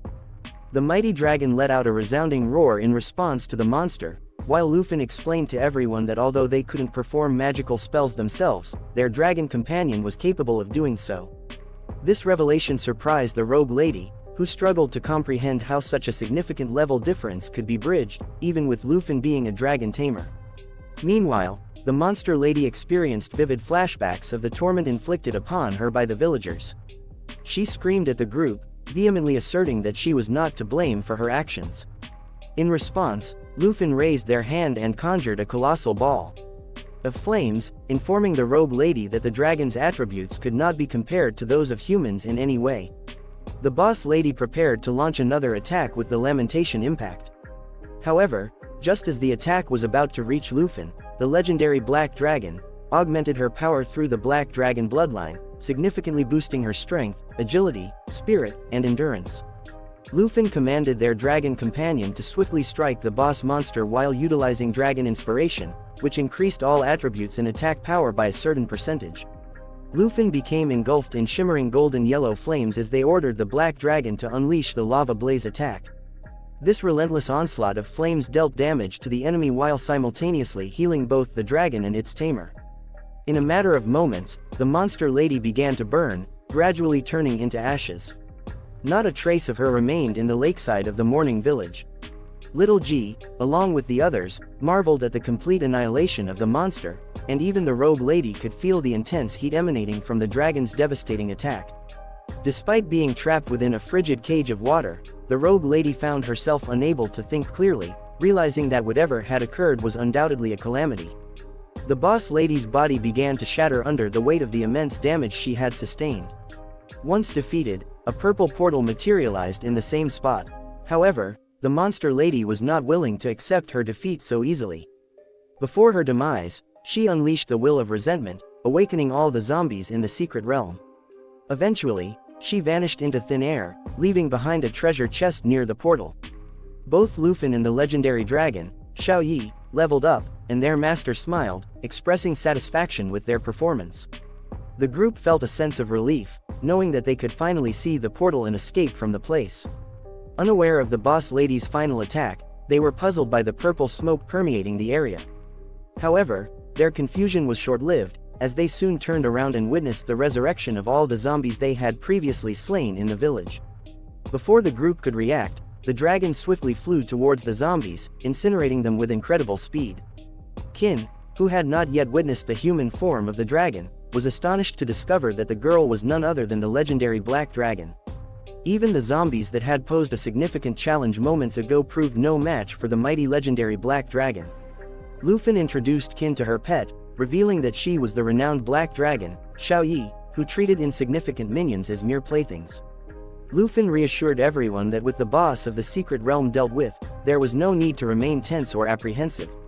Lufin made the decision that, after distributing the rewards, they should prepare to depart from the realm. With a smile, he explained to Qin that, following the rules they were abiding by, he would have the first choice from the treasure chest. Qin had no objections to this arrangement. Lufin unlocked the treasure chest obtained after defeating the realm boss and discovered several valuable items. Among the treasures was the Holy Light Seal of excellent quality, boasting a spirit attribute of 32 and a stamina attribute of 19. It could only be wielded by individuals at level 10 or higher. The Holy Light Seal possessed the ability to bind targets with beams of light, with the duration of the binding being influenced by the user's spirit attribute. Setting the Holy Light Seal aside, Lufin also found the Twilight Robe of excellent quality. It had a spirit attribute of 35 and a stamina attribute of 15, requiring a minimum level of 10 to be donned. The robe possessed the light flow skill, enabling the user to create a protective barrier using beams of light. The absorption capacity of the barrier was dependent on the user's spirit attribute. Additionally, Lufin acquired the Ring of Mourning of rare quality, which held a spirit attribute of 57 and a stamina attribute of 21. However, it also possessed a strength attribute of 12 and could only be used by individuals above level 15. The Ring of Mourning featured the Mourning Aura skill, allowing the bearer to designate a target to receive a status effect. Any attack from the bearer would then inflict resentment points on the target. When resentment points reached their maximum, the target would suffer negative effects such as poisoning, bleeding, and dizziness. Lastly, the treasure chest contained a rare quality class change scroll. This scroll provided guidance for non-hidden occupations, granting them a low probability of transitioning to a superior hidden occupation within their current occupation class. Lufin ultimately made the decision to choose the class change scroll and left everything else for Kin and the rest of the group. Witnessing this, the lady was taken aback and expressed to Lufin that he didn't have to go out of his way for the group, as according to the rules, the entire treasure chest belonged to him. However, Lufin smiled and assured the lady that he wasn't pretending to be a gentleman. He believed that equipment with attributes such as spirit would suit her better than him. Nevertheless, he had a desperate need for the class change scroll for personal reasons. Upon hearing this, the lady made another attempt to persuade Lufin, emphasizing that without him, the entire group might have perished within the secret realm without anyone knowing. In a kind gesture, she offered Lufin the Mourning Ring, urging him to accept at least that much for all his efforts. Touched by her offer, Lufin smiled and informed the lady that he wouldn't be so polite if she insisted. As Kin and Lufin grew closer, the dragon lady became increasingly frustrated with her competition. Nevertheless, the robe lady advised Kin that they should really return. Meanwhile, Kin's thoughts were consumed by what else Lufin might be hiding, as it was challenging for her to decipher his true intentions. The scene then shifts to a bun shop in Shanghai City, 4 hours later after exiting the dungeon. Once again, we encounter the ant. Immediately after Lufin recounted everything that had happened to him, the ant warmly embraced him. According to the lady, what Lufin had done was tremendously dangerous, as merely listening to his story was enough to make her shudder. Lufin found himself feeling a little awkward as he inquired about his aunt's well-being. He wanted her to continue hugging him, but only after he changed into clean clothes. However, in response, his aunt burst into tears and held Lufin tightly, expressing her anger at him for leaving without a word. She revealed that she had been unable to sleep for several nights, consumed by fear and thoughts of what might happen if Lufin never returned. Upon hearing this, Lufin's anxiety subsided, and he smiled as he apologized to his aunt for leaving the city without discussing it with her. He promised his dear aunt that he would no longer cause her worry, and he playfully wiped away her tears, urging her to stop crying. His aunt smiled in return and agreed to Lufin's proposition. Then, his aunt turned her attention to Xiao Yi, expressing her initial surprise at encountering the formidable dragon in the form of a cute girl like Xiao. The aunt affectionately patted the dragon, bringing joy to her, as she let out a roar with a smile on her face. Lufin's aunt leaned down towards the dragon and asked if she was hungry, as she suspected the dragon hadn't eaten well in the past few days. The dragon nodded in response. However, from behind, Lufin produced the class change scroll and informed his aunt that he had specifically chosen it for her. After completing the dungeon, Lufin desired for his aunt to transition to a hidden occupation, relieving her of the duty of guarding the bun shop. Yet, his aunt immediately declined, considering the scroll too precious to be used on herself. Lufin wished someone would convey to her how precious she truly was. Nonetheless, the lady suggested that Lufin sell the scroll instead, using the funds to purchase new weapons and equipment for Lufin's upcoming exam. Lufin, grinning widely, reassured his aunt not to worry about money at all. Without hesitation, Lufin promptly presented his aunt with his bank balance, which displayed millions of currency units. His aunt was taken aback by the sight of such a substantial amount, wondering what on earth Lufin had done to earn it. Lufin explained that he had sold numerous materials collected during their dungeon expedition, and even his classmate Kin had promised a reward of 100,000 points. Lufin assured his aunt that they would no longer have to worry about money in the future. Finally, Lufin managed to convince his aunt to use the class change scroll immediately. As soon as the aunt opened the scroll, she began to levitate, surrounded by a vibrant blue aura. Closing her eyes, she felt a sudden surge of energy coursing through her body. Lufin smiled and inquired if the scroll had worked. His aunt, returning the smile, informed him that she had now become an enchantment chef, a superior hidden occupation. Curious to learn more, Lufin asked his aunt to elaborate. She explained that she had acquired a skill that allowed her to create food with various buffs.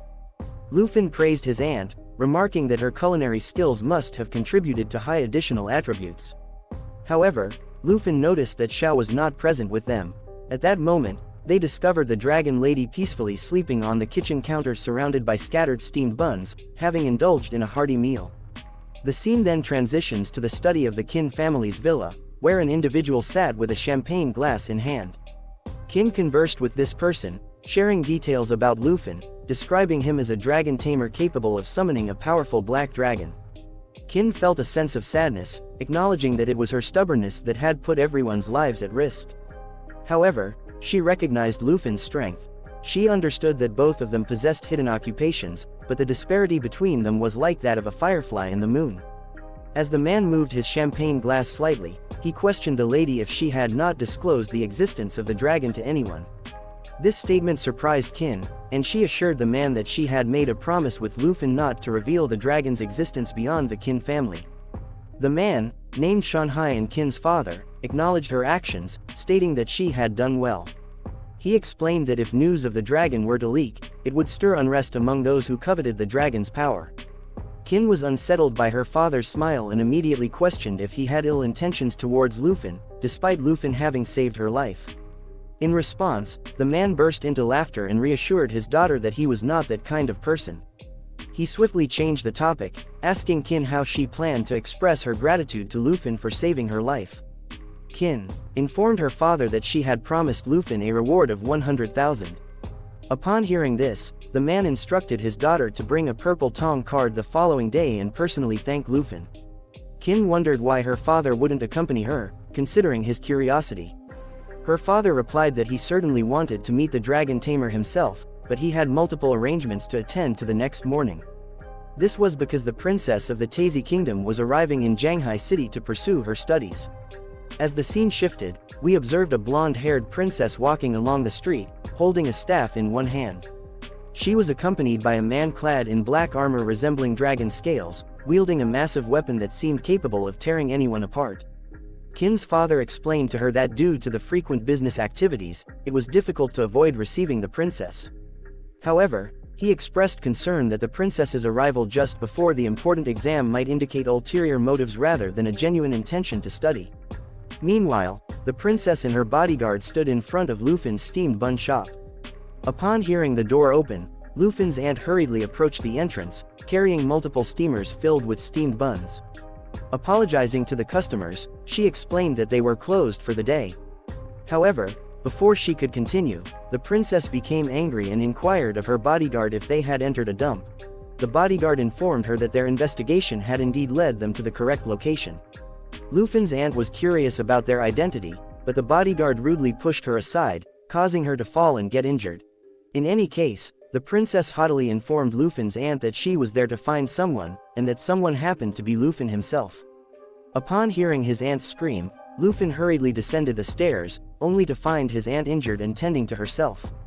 Meanwhile, the princess disdainfully wrinkled her nose and complained to her bodyguard about the unpleasant smell in the room. Lufin was infuriated, but his immediate concern was for his aunt's well-being. He approached her and asked if she was all right. However, the princess paid no attention to her condition and continued to prattle, explaining that she had come specifically to meet Lufin. Lufin turned around and asked the arrogant girl directly why she wanted to meet him. In response, the bodyguard intervened and introduced the girl standing before them as Princess Jinju of the Tazi Kingdom, while he himself was her attendant, Hong Tai. He informed Lufin that the princess had come to meet him and offer him a significant opportunity. Curious about their conversation, Lufin inquired further. However, the princess arrogantly remarked to Lufin that being a dragon tamer must have been challenging. She still believed that Lufin had not acquired a dragon yet, smirking at the thought. At that moment, The princess's attendant opened a massive briefcase, leaving everyone shocked. Inside the briefcase rested a golden dragon egg. The princess informed Lufan that the dragon egg would be his to own if he agreed to her conditions. She smiled as she explained that in order to obtain the dragon egg, Lufan would need to become the princess's slave and comply with her every command. Cui Hongtai held the egg with both hands, showing it to Lufan. The bratty princess began explaining that the egg was a reward she obtained from the armored dragon lair, deluded into thinking it was the only dragon egg in the world. Lufan's aunt, still confused by the contract terms, questioned why her precious nephew had to become a slave. Lufan opened the status window to check the egg's details. It was an armored dragon egg with a naturally tough shell that reduced incoming damage by 30%. The dragon's only attack was swinging its giant tail in a fan-shaped area, making it even weaker than a wyvern. While Lufan examined the stats, the princess mistook his silence for fear and claimed the pathetic egg was a powerful dragon. Lufan interrupted, acknowledging the egg's attributes but noting that the dragon's only strength was its endurance. He joked about calling it a dragon, which shocked the princess, who questioned if Lufan understood the significance of a dragon egg to a dragon tamer. Meanwhile, the aunt wondered how a child could demand someone become her slave. Lufan reassured her that he would handle the situation. The princess continued her tantrum, insisting that a dragon tamer without a dragon was worthless and that Lufan could become the strongest person in history if he served her. She asked if he wasn't excited about fame and power. With a forced smile, Lufan politely but firmly said, "I refuse." Our MC lived up to expectations, rejecting the crappy offer and setting the stage to teach the girl some manners. The princess was stunned by Lufan's refusal, as if she'd been hit by a truck and transported to another world. She questioned him, demanding he reconsider, and enraged that he was rejecting the opportunity to become her servant and a history-making dragon tamer. Lufan, growing increasingly annoyed, told her to leave if this was her only reason for coming. He wasn't interested in the dragon egg and told her to stop joking about him being her servant. Cui Hongtai defended the princess, claiming she was offering Lufan a chance to rise to prominence, and called him an ignorant fool for his disrespect. Chance? Respect? Don't be ridiculous. I won't be anyone's servant, Lufan retorted. Teach him a lesson, the princess yelled, pointing at Lufan. Cui Hongtai prepared to attack, agreeing with her. Lufan's aunt stepped in front of him, urging the princess and Cui Hongtai to calm down, explaining that Lufan wasn't interested and they should drop the matter. In a flash, Cui Hongtai closed the distance and punched her aside, yelling that the princess had given an order and she should stand down. Shocked, Lufan tried to help his aunt up, asking if she was injured, but she assured him she was fine, holding her swollen red cheek. Cui Hongtai readied his fist for the next attack, declaring that even commoners dared to defy the noble princess of Tai, and he intended to teach them a lesson. Lufan's aunt, seeing the impending attack, yelled his name in alarm. Lufan reacted swiftly, launching an attack at Cui Hongtai. He pointed his large black machete at him, warning that since he had hurt his family, he would now kill him. Cui Hongtai, shocked and with a bleeding cheek, jumped back. Lufan's aunt tried to hold him back, urging him not to be impulsive. The bratty princess, confused, questioned Cui Hongtai, insisting she wanted to teach Lufan a lesson.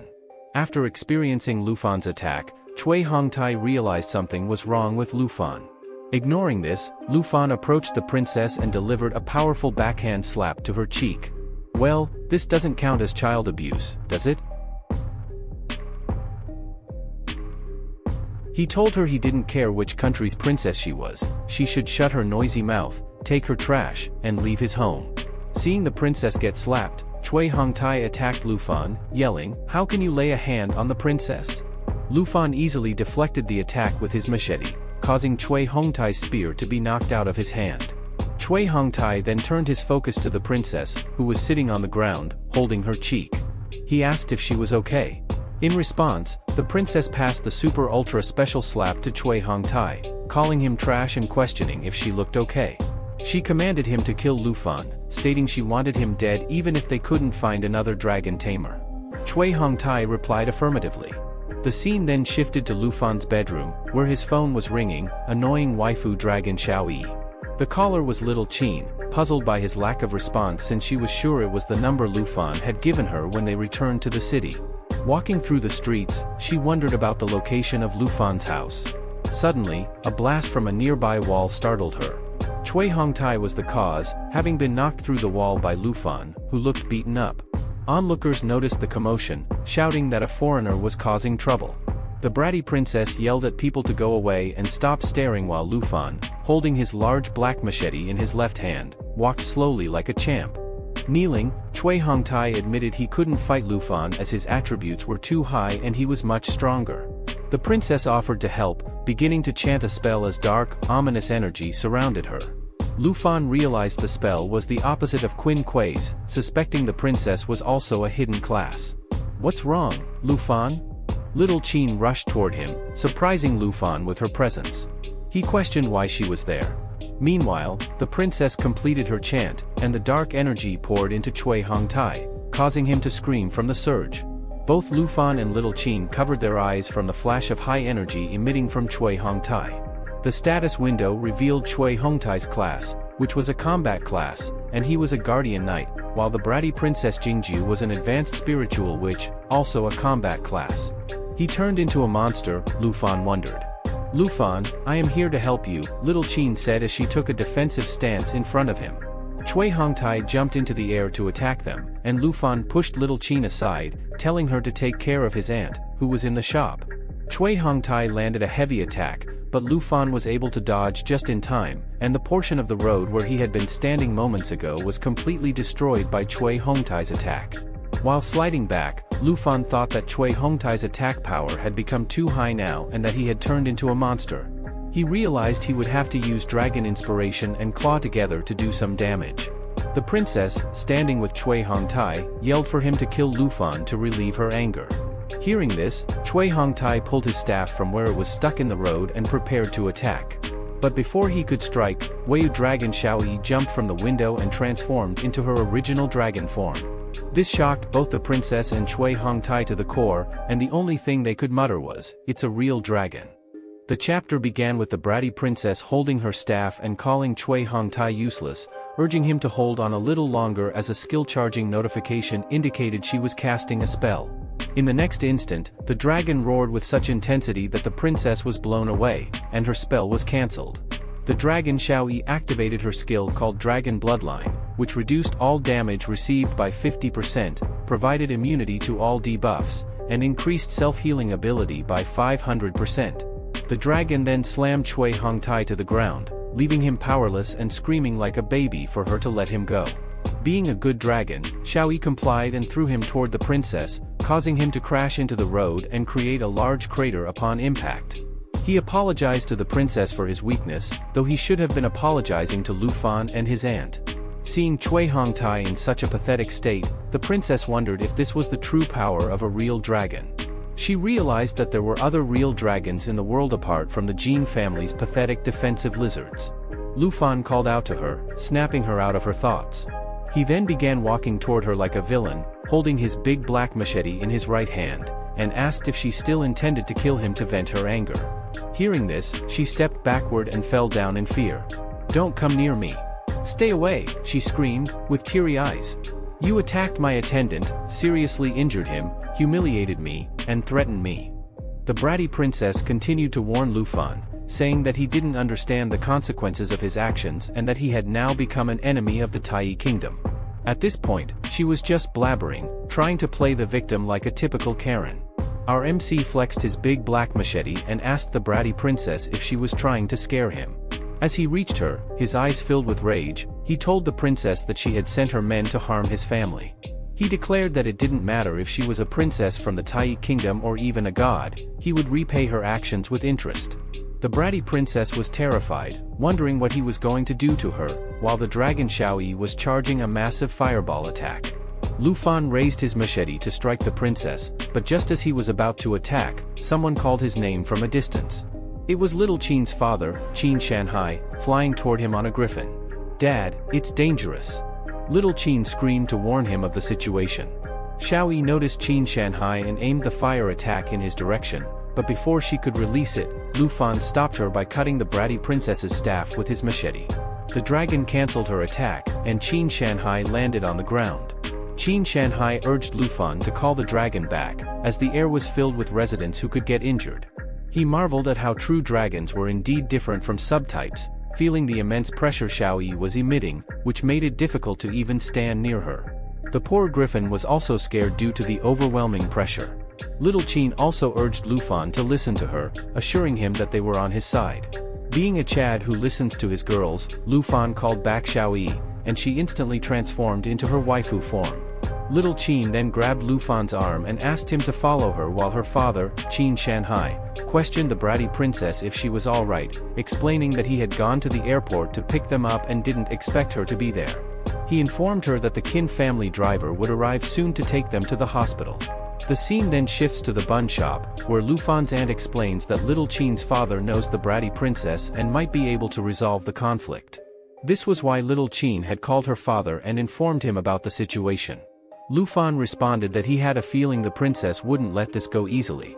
While they were talking, Qin Shanhai walked in and said he understood the situation but joked that Lufan seemed to cause trouble as soon as they met. Lufan apologized for the trouble and explained that it wasn't his fault this time, the bratty princess was to blame. Lufan's aunt asked Mr. Qin how today's incident would be handled.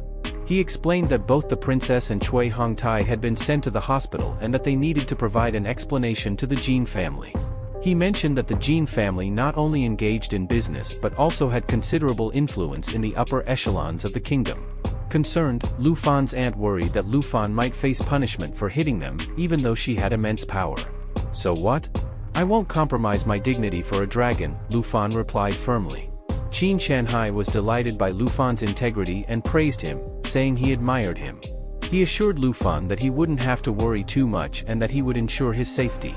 While smoking in style, he told Lufan that he couldn't do it alone and had a condition. "What condition?" Lufan asked. "Achieve the position of South Province champion in the grand exam," Qin Shanhai said, pointing his cigarette at Lufan. He further explained that he would do his best to hold back the bratty princess until the exam was finished.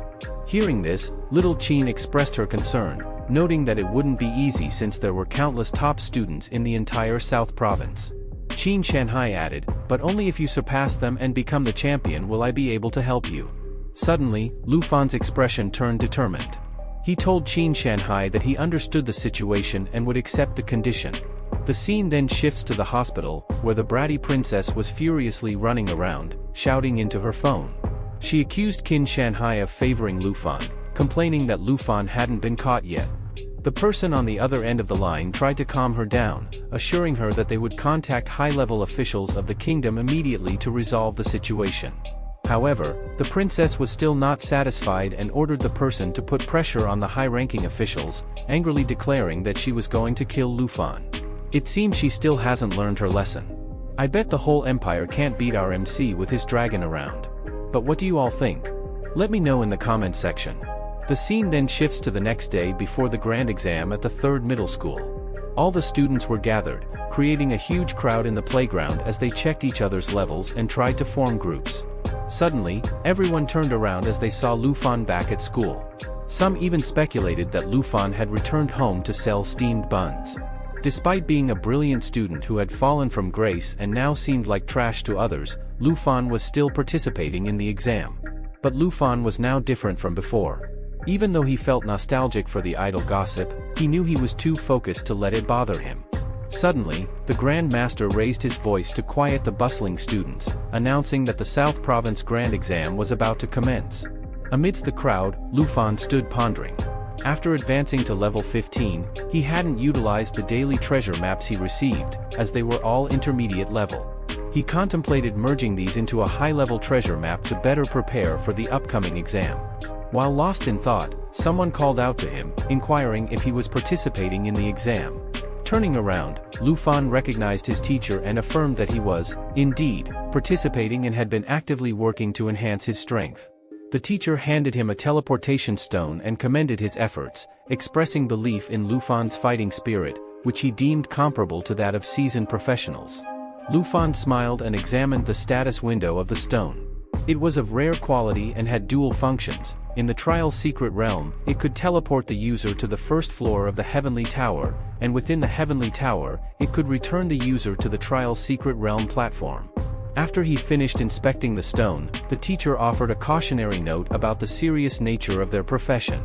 Though it was just an exam, a single error could result in injury or even death. The teacher recommended that Lufan consider finding a teammate for the trial and reminded him to use the teleportation stone to safely exit if the situation became untenable.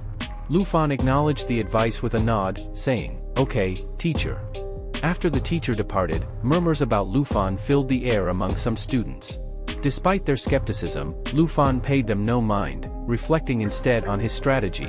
While teaming up would divide the scores, his goal was not merely to pass but to secure the top position, as he had promised Qin Shanhai. Suddenly, Lufan's attention was drawn by someone calling his name. Turning, he saw little Qin approaching with another girl. As they speculated whether this new girl could be Lufan's third wow, little Qin introduced her best friend, Gon, a level 1 combat professional swordsman. After a brief greeting, little Qin suggested teaming up for the trial. To her surprise, Lufan politely declined, explaining that he planned to tackle the exam solo as part of a personal challenge he had set for himself. He waved goodbye to both girls and mentioned he was heading to the exam site. Little Qin felt a twinge of disappointment at missing the opportunity to team up with the boy of her dreams but wished him luck regardless. She reasoned that anyone pairing with Lufan now would only hold him back given his strength. After Lufan departed, Xiaomen questioned little Qin about why she invited someone from the weakest profession to join their team. Little Qin confidently responded that Lufan was strong enough to top the scores in the southern province whether Xiaoman believed it or not. Xiaoman, taken aback by this bold claim, asked little Qin if she was falling for the famed Dragon Tamer, Luan. Little Qin quickly denied it, though her blushing cheeks betrayed her true feelings, prompting Xiaoman to tease her further. The scene then shifts to the grand exam trial's secret realm. Lufan stepped through the portal, muttering to himself, "This is where it all begins." On a large screen, the principal explained that the portals in the sky were categorized into 4 levels: normal, hard, fear, and nightmare. As each portal opened, selected candidates of that level could enter the heavenly tower using the teleportation stone distributed by their teacher. The principal clarified that the heavenly tower at the normal level consisted only of projections and posed no fatal risks, with a score multiplier of 0.9x. From the hard level onward, all monsters encountered were real, and student scores would be preserved upon safely exiting using their teleportation stone. The score multiplier for the hard level is set at 1.0, a common choice as the higher levels are generally reserved for hidden professions, deemed too challenging for normal ones and virtually suicidal for the weaker among them. The principal elaborated that the monsters in the fear level are particularly vicious, advising against attempting it solo since life is more valuable than scores, despite the level offering a 3.0x multiplier. Amidst his explanation, someone burst out laughing and boldly declared his intention to achieve the highest score, drawing the principal's attention. This confident individual was Hong Wu, a level 14 Kegong master, recognized as the top expert at the number 1 middle school and ranked among the top 5 in the province. Little Qin noted that the Kegong master profession excelled both in offense and defense. After Hong Wu announced his plan to tackle the hard level alone, other students felt disheartened, conceding they stood no chance against him and should have opted for easier levels. The scene then shifted to the principal's office, where multiple screens displayed the participating students. The principal of number 1 middle school chuckled, confident that Hong Wu would emerge as the top scorer. He also predicted that little Qin, whom he considered highly capable, would likely secure a place among the top 3. Lufan's principal regretted that if only Lufan had awakened to a different hidden profession, he would have been a top contender for first place. Lost in thought, Mr. Win Shanhai expressed optimism about a promising candidate for the top spot, revealing that he was referring to Lufan, the Dragon Tamer from School 03. At this, Lufan's principal was taken aback, while the principal from the number 1 school observed that all other students had already entered the heavenly tower except Lufan. He jocularly questioned whether Lufan was forfeiting the exam and scoffed at the notion of a Dragon Tamer excelling, pointing out that Hong Wu was already advancing rapidly on the scoreboard. Suddenly, Lufan's principal realized with a start that Lufan was not giving up. Instead, he was waiting for the last and most challenging portal, the Nightmare Trial, to open. The principal from the number 1 school declared that the Nightmare Trial, with a score multiplier of 9.9, was too risky, fearing that Lufan was overly confident and warning that no one had ever survived it unscathed. The last person who attempted it 8 years ago had met a tragic end at the jaws of a ferocious beast. He criticized, questioning if Lufan had been adequately informed about the severe dangers of the grand exam, convinced that the Dragon Tamer was doomed. He remarked that Mr. Quin's assessment skills needed improvement, arguing that Lufan was no match for Hong-Woo. In response, Quin Shanhai simply winked and suggested they concentrate on the performance of the talented Kegong master. He added that it was too early for conclusions and proposed they continue observing without making premature judgments. Principal Bai inquired why Quin trusted Lufan so deeply. As they spoke, Lufan entered the first floor of the nightmare trial. Almost immediately, a paw emerged from the dense fog, followed by several pairs of red eyes. Surrounded by monsters in moments, Lufan quickly drew his big black machete and adopted a defensive posture, estimating there were at least 10 monsters based on his knowledge. 2 black wolves appeared, their bite inflicted ongoing bleeding damage, and their howl skill enhanced the attributes of their allies and reset their skill cooldowns. As one wolf lunged at him, Lufan maintained his composure and countered with his Dragon Fang strike, swiftly dispatching all the wolves with a single blow. The trial system then announced the completion of the first floor and credited Lufan with 990 points. The principal of the first middle school was astonished, exclaiming, "One-hit kill? What's with this Lufan? He's unbelievably strong." Another principal chimed in, noting that Lufan's attributes clearly surpassed those of his peers. Principal B, equally shocked, speculated, could it be that he has encountered the legendary dragon? With 990 points, Lufan instantly ascended to the second position on the scoreboard. Meanwhile, as Lufan was observed from the surveillance room by the directors of the No. 1 middle school and Principal Bai, a detective in a suit entered the room. Sporting a cap and glasses, he carried a briefcase and had one hand in his pocket. It was difficult for them to believe that Lufan had defeated the Black Wolves with just one blow. Suddenly, the man opened the door, capturing everyone's attention. Shanhai turned alertly as he heard the man's voice. Introducing himself as Kong Xing, a special representative from Longdo, he stated his purpose, to investigate someone and bring them back to Longdo. As he removed his cap and glanced at Shanhai, he inquired about the whereabouts of the Dragon Master, Lufan. A window displaying statistics appeared, showing that Kong Xing was a level 57 combat specialist. Meanwhile, Lufan wielded his big black machete, cutting through vines in the nightmare trial. With the other hand, he accessed the system map. Upon finding the designated spot on the treasure map, he received notification of a high-level treasure map being created. Excitedly, he surveyed the system map, where the high-level treasure map indicated the first floor of the Celestial Tower. As Lufan navigated through the thorny obstacles, he stumbled upon a book. Acquiring it triggered an alert window, indicating that he had obtained a skill book named Accelerated Growth, adorned with shining gems. This book granted a passive skill that accelerated growth, doubling pet experience gain. Opening the book, Lufan felt a surge of energy enveloping him, enhancing his growth rate. Pleased with this new skill, he anticipated faster leveling for Xiaoyi, particularly useful for nocturnal creatures. Meanwhile, in the room where Director Bai, Shanhai, and Kong Xing watched Lufan on screen, Kong Xing advised Director Bai to interrupt Lufan's trial immediately and request his return, citing his status as a student at their school. Director Bai gave Kong Xing a serious look and advised him to wait until the students had finished their exams, even if there were pressing matters. He assured Kong Xing that he would take responsibility for Lufan's actions, given his position at the Third Institute. Kong Xing replied, suggesting that Director Bai could take responsibility instead of Lufan, but clarified that he couldn't be punished on Lufan's behalf, as Director Bai didn't grasp his implication.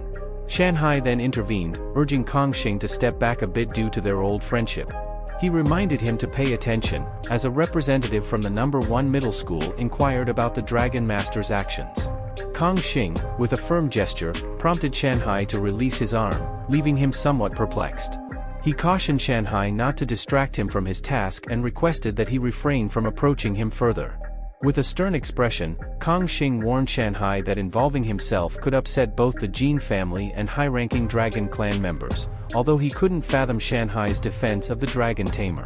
Shanhai, maintaining a serious demeanor, remained silent in response. After delivering his message, Kong Xing turned away, pushed Shanhai aside, and instructed Director Bai to bring Lufan, citing his busy schedule. When Shanhai referred to him as an old friend, Kong Xing glanced back. As Shanhai lit a cigarette, their exchange revealed the complex connections between Longdo officials and the Jin family, complicating matters. Kang Xing emphasized that once Lufan's secret was revealed, the influence of high-level officials and the Jin family would diminish. Asserting that Lufan wouldn't be taken away, he faced Kang Xing's anger, dismissing Shanhai's suspicions and asserting his compliance with the envoy's orders. As tension escalated, the system window displayed Qin Shanhai as a level 57 knight and Kang Xing as a level 57 swordsman. Kang Xing threatened to report Shanhai's actions to Longdo's higher-ups, prompting Director Bai to intervene, emphasizing the need to avoid disruption during the major exam. Qin Shanhai questioned Kang Xing's curiosity about Lufan's secret, which could shock Longdo and the Jin family's higher-ups.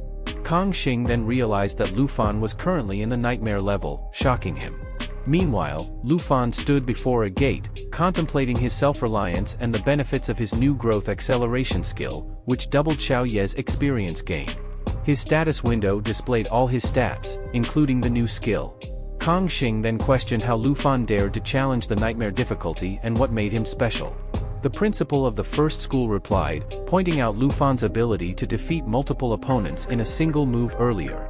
Suddenly, Lufan shouted to summon the dragon, and it appeared with a thunderous roar, surprising both the principal and Kang Xing.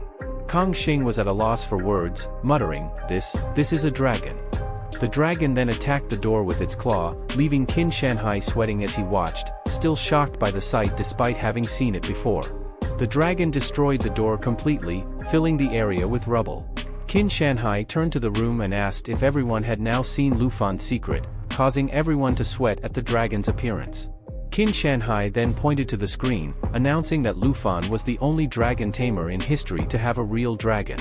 Principal Jin was also sweating, expressing disbelief that Lufan had really summoned the giant dragon. They continued watching the screen as the dragon unleashed flames, burning everything in sight on the Nightmare Trial's second floor. Lufan effortlessly dispatched the giant plant monsters as well.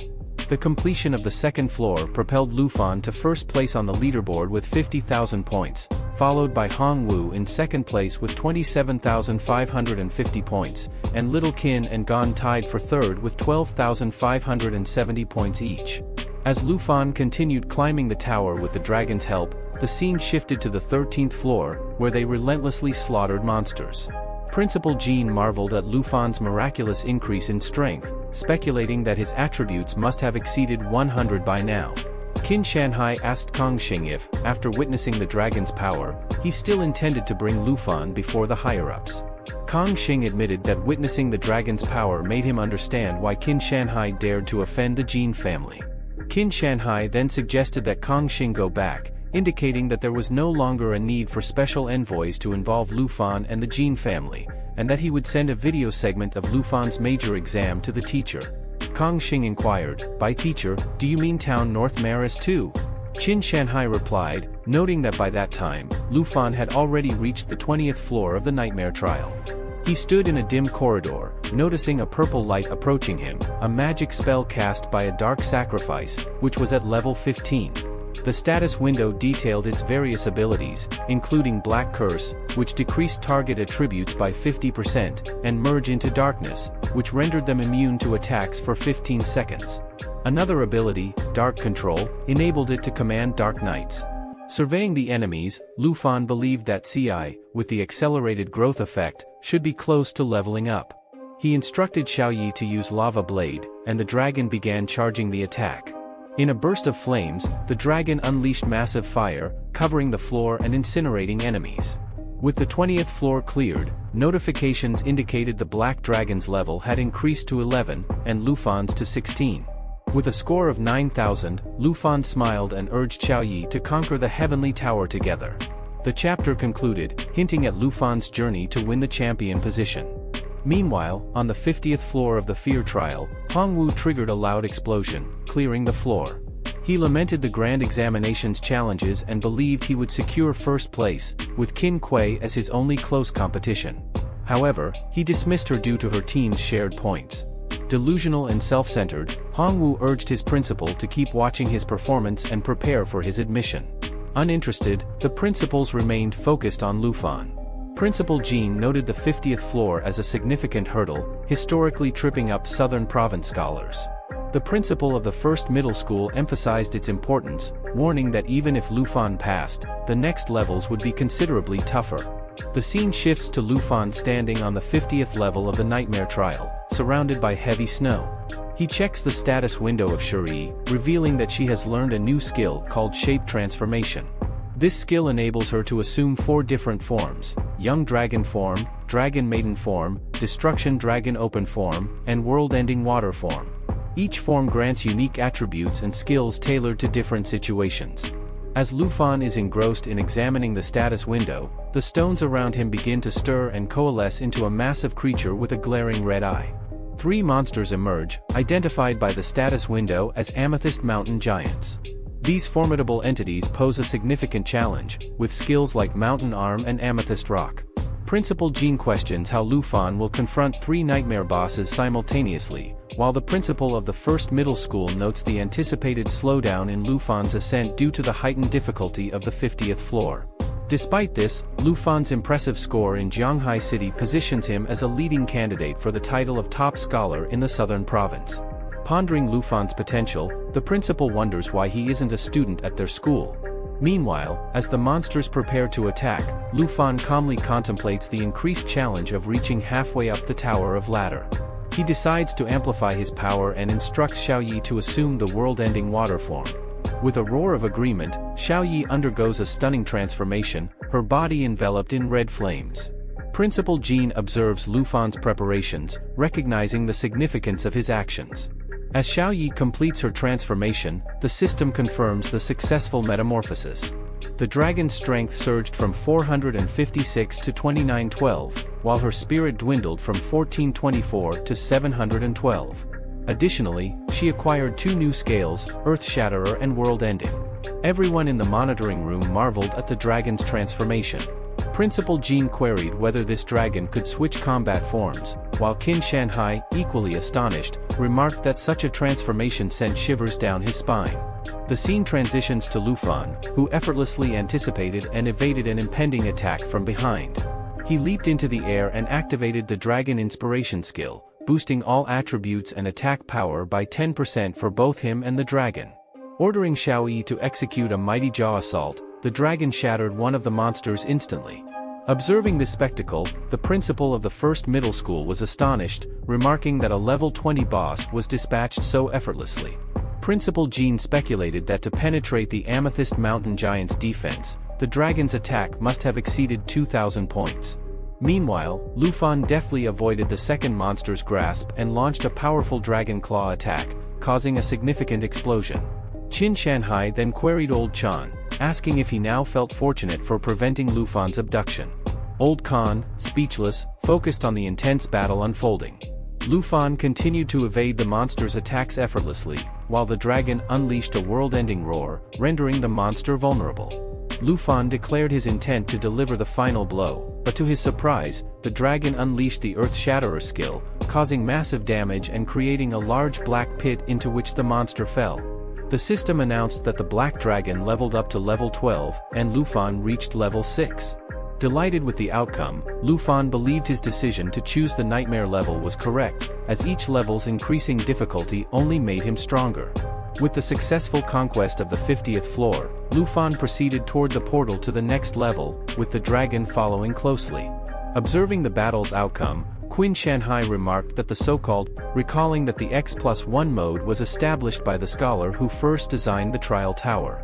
Principal Jean elaborated, explaining that after the examinees passed the 50th floor boss, every subsequent floor with a large number of ordinary monsters would encounter a boss floor.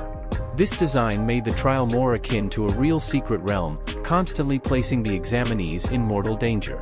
However, in the nightmare level tower of the ladder, whether it's X or 1, all bosses have been replaced with nightmare level bosses.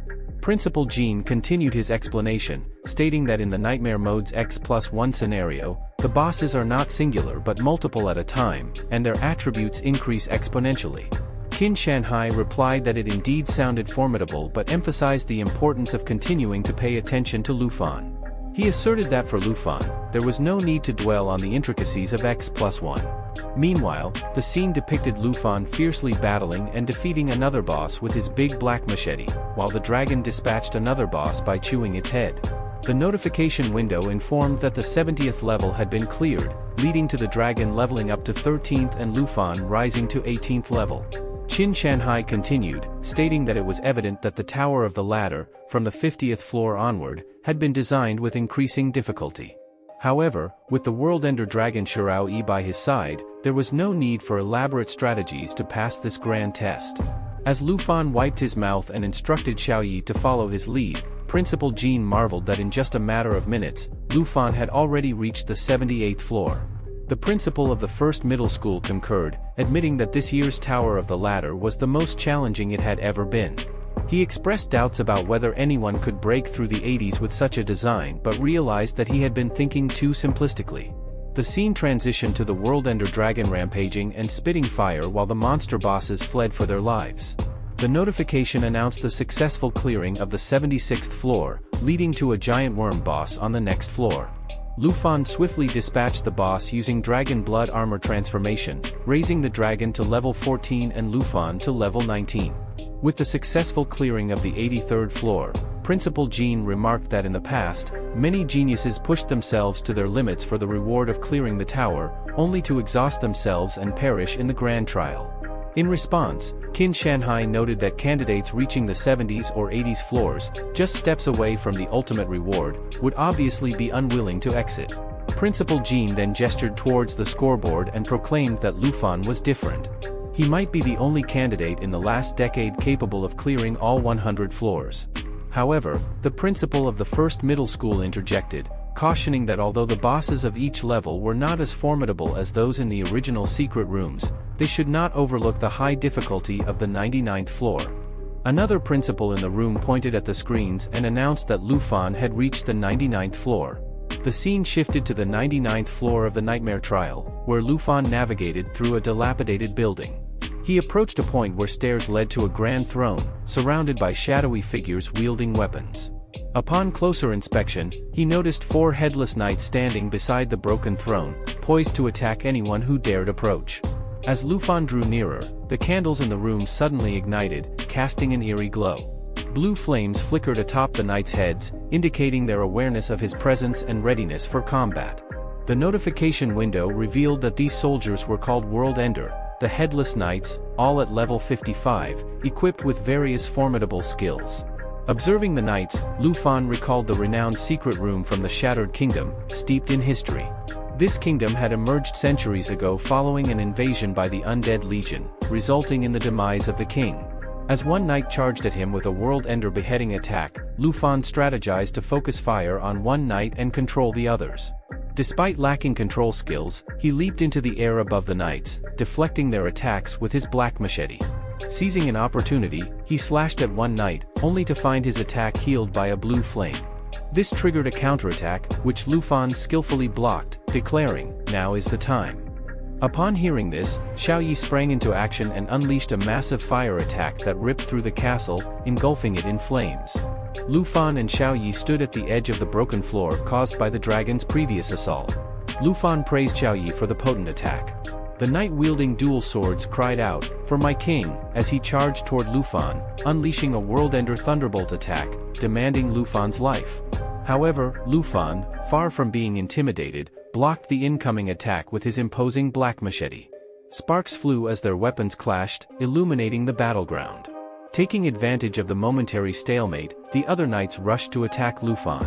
Swiftly evading their onslaught, Lufan realized he couldn't afford to linger on this floor any longer. He needed to swiftly advance to the 100th floor.